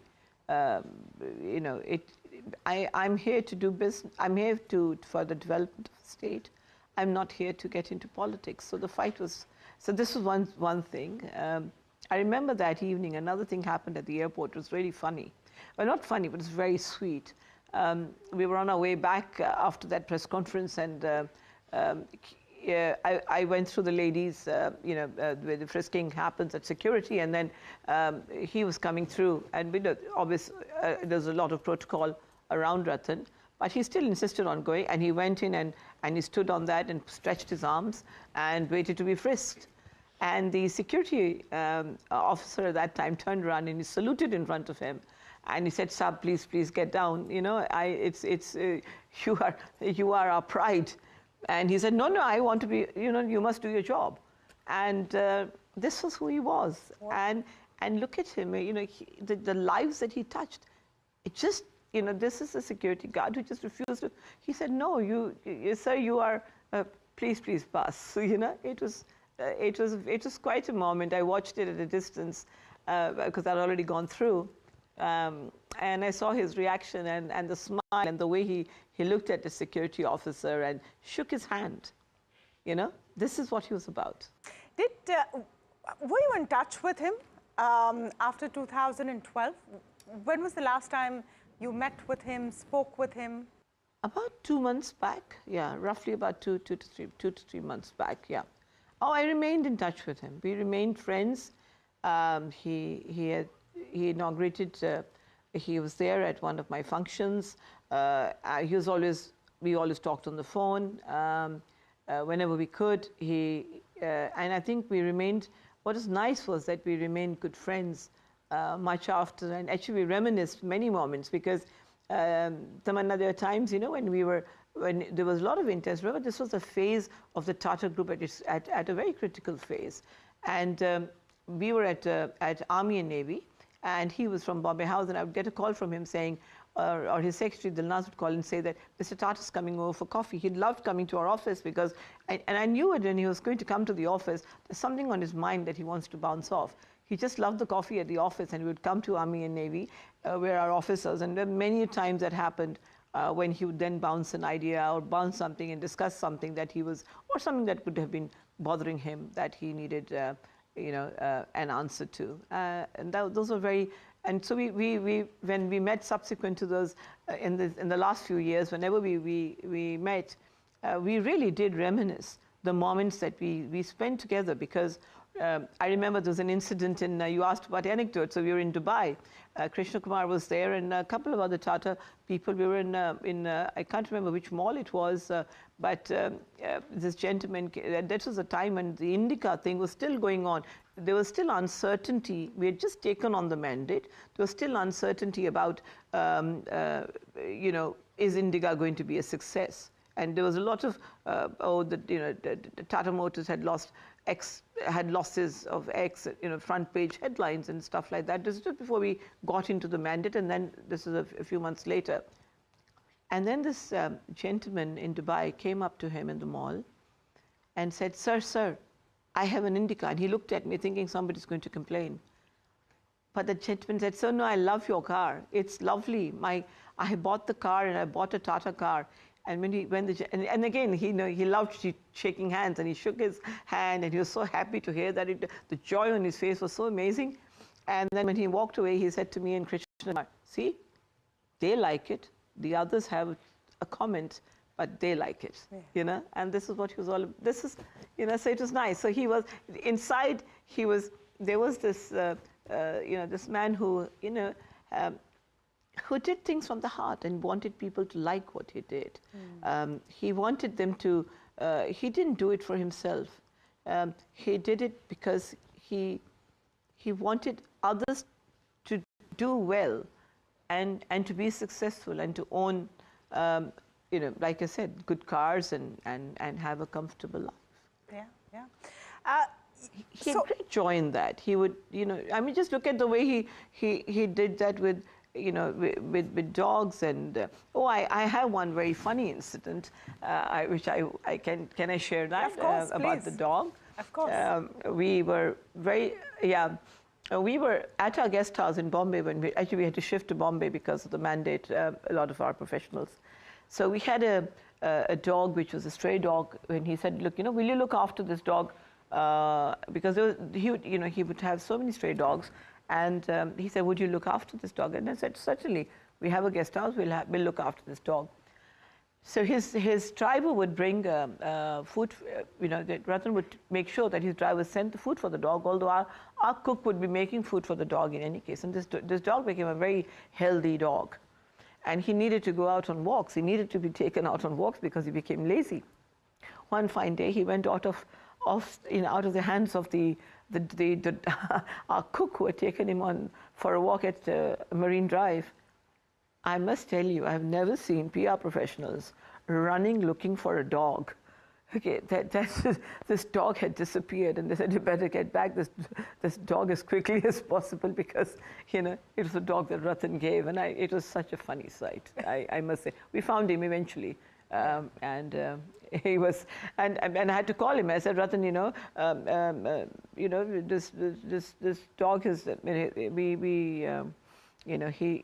we called him Jackie, and we said, this dog is, he's disappeared. Yeah. He left the lease, and he said, well, he's so heavy because he would see him. We would make sure that he got to see him as well. And he said, you fed him so much, and I would say, well, we feed him what comes from your place, and we also feed him. So.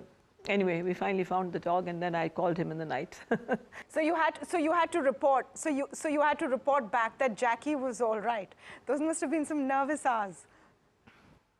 It would be wrong. No. I think I was nervous myself. That, oh my God, I've lost the dog. What have I done? And more than that, it was my PR professionals. Vishal, wearing his tie and then taking his tie off and running. And suddenly I saw all these 4 or 5 guys running on Marine Drive, wondering what are they doing, and they were looking for Jackie. Since you were in touch with him, all the things that he did after retirement, some of the companies that he invested in, was he still a workaholic after retiring? Was he very involved or excited about these new ventures? Did he discuss it with you? He wanted, when he retired, he did say that I would like to bring young entrepreneurship to, I would like to invest with young entrepreneurs and encourage them. So this was his thought. So if you look at it, he was always wanting to do things for other people. And therefore, he would take positions in their companies to help them develop, because we have very smart people in our country. And he had this, and he had seen this way ahead. I mean, we're talking about entrepreneurship now, or the companies that are coming on, the unicorns that they're so called now. He was already seeing this 20 years back. How did you feel, or what is your view on the transition which has taken place so smoothly? We had the announcement about Mr. Nobel Tata taking over as chairperson of the Tata Trust just within 24 hours, very dignified, very smooth. Any views or any thoughts on that? I'll say just one thing. Ratan will be very happy. Why do you say that? He'd be very happy with that. Why do you say that? Be very happy that he would be very happy that it was unanimous. He always was a man of consensus. It was never a top-down approach. You asked me a question earlier on the companies. It was never a top-down approach. He was a man of consensus, and that it was unanimous. He would be very happy. And why? Because I think Nobel, if I go back, if you look at the legacy, whether it was Jamshedji or whether it was JRD, whether it is Ratan, Nobel would carry the same legacy. He comes with the same values. He comes with the same strengths, and I think that's why it's happened so smoothly and done so quickly.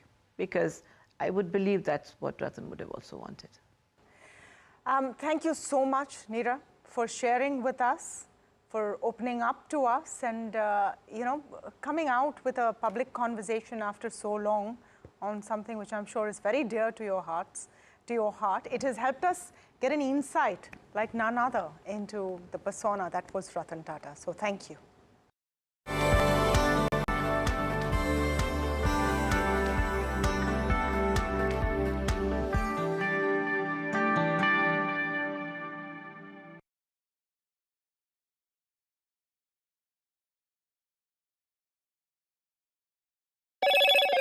Hello, Moto.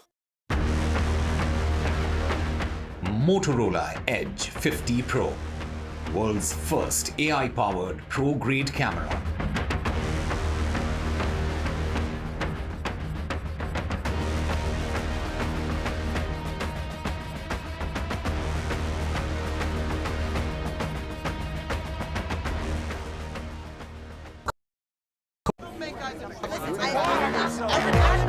care for no songs and proses.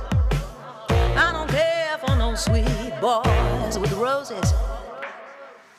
All I want is a touch of love. Stay informed and entertained with the new and updated NDTV News app.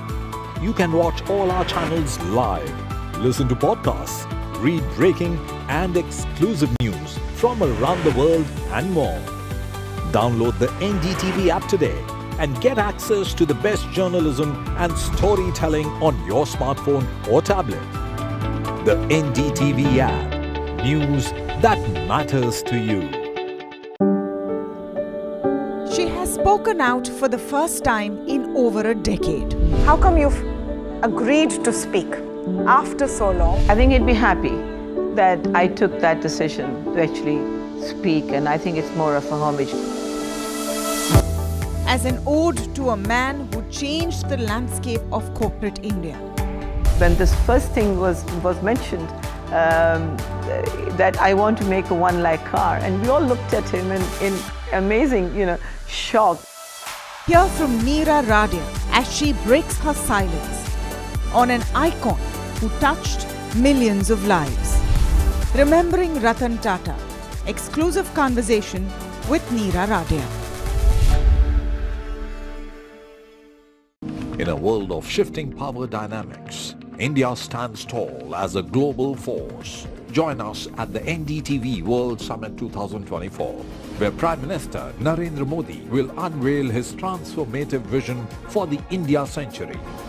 Be a part of a summit of thought leaders and visionaries, shaping the world's future. NDTV World Summit, October 21st and 22nd on the NDTV network. New day, new show, a new experience. Start your day with the news, not views. We bring you stories that matter And impact your life. News that informs and keeps you ahead. From Maximum City, Mumbai, To the seat of power, Delhi. NDTV brings you the best breakfast show. Breakfast news on NDTV, 8 a.m. every day. Stay informed and entertained with the new and updated NDTV News app. You can watch all our channels live, listen to podcasts, read breaking and exclusive news from around the world and more. Download the NDTV app today and get access to the best journalism and storytelling on your smartphone or tablet.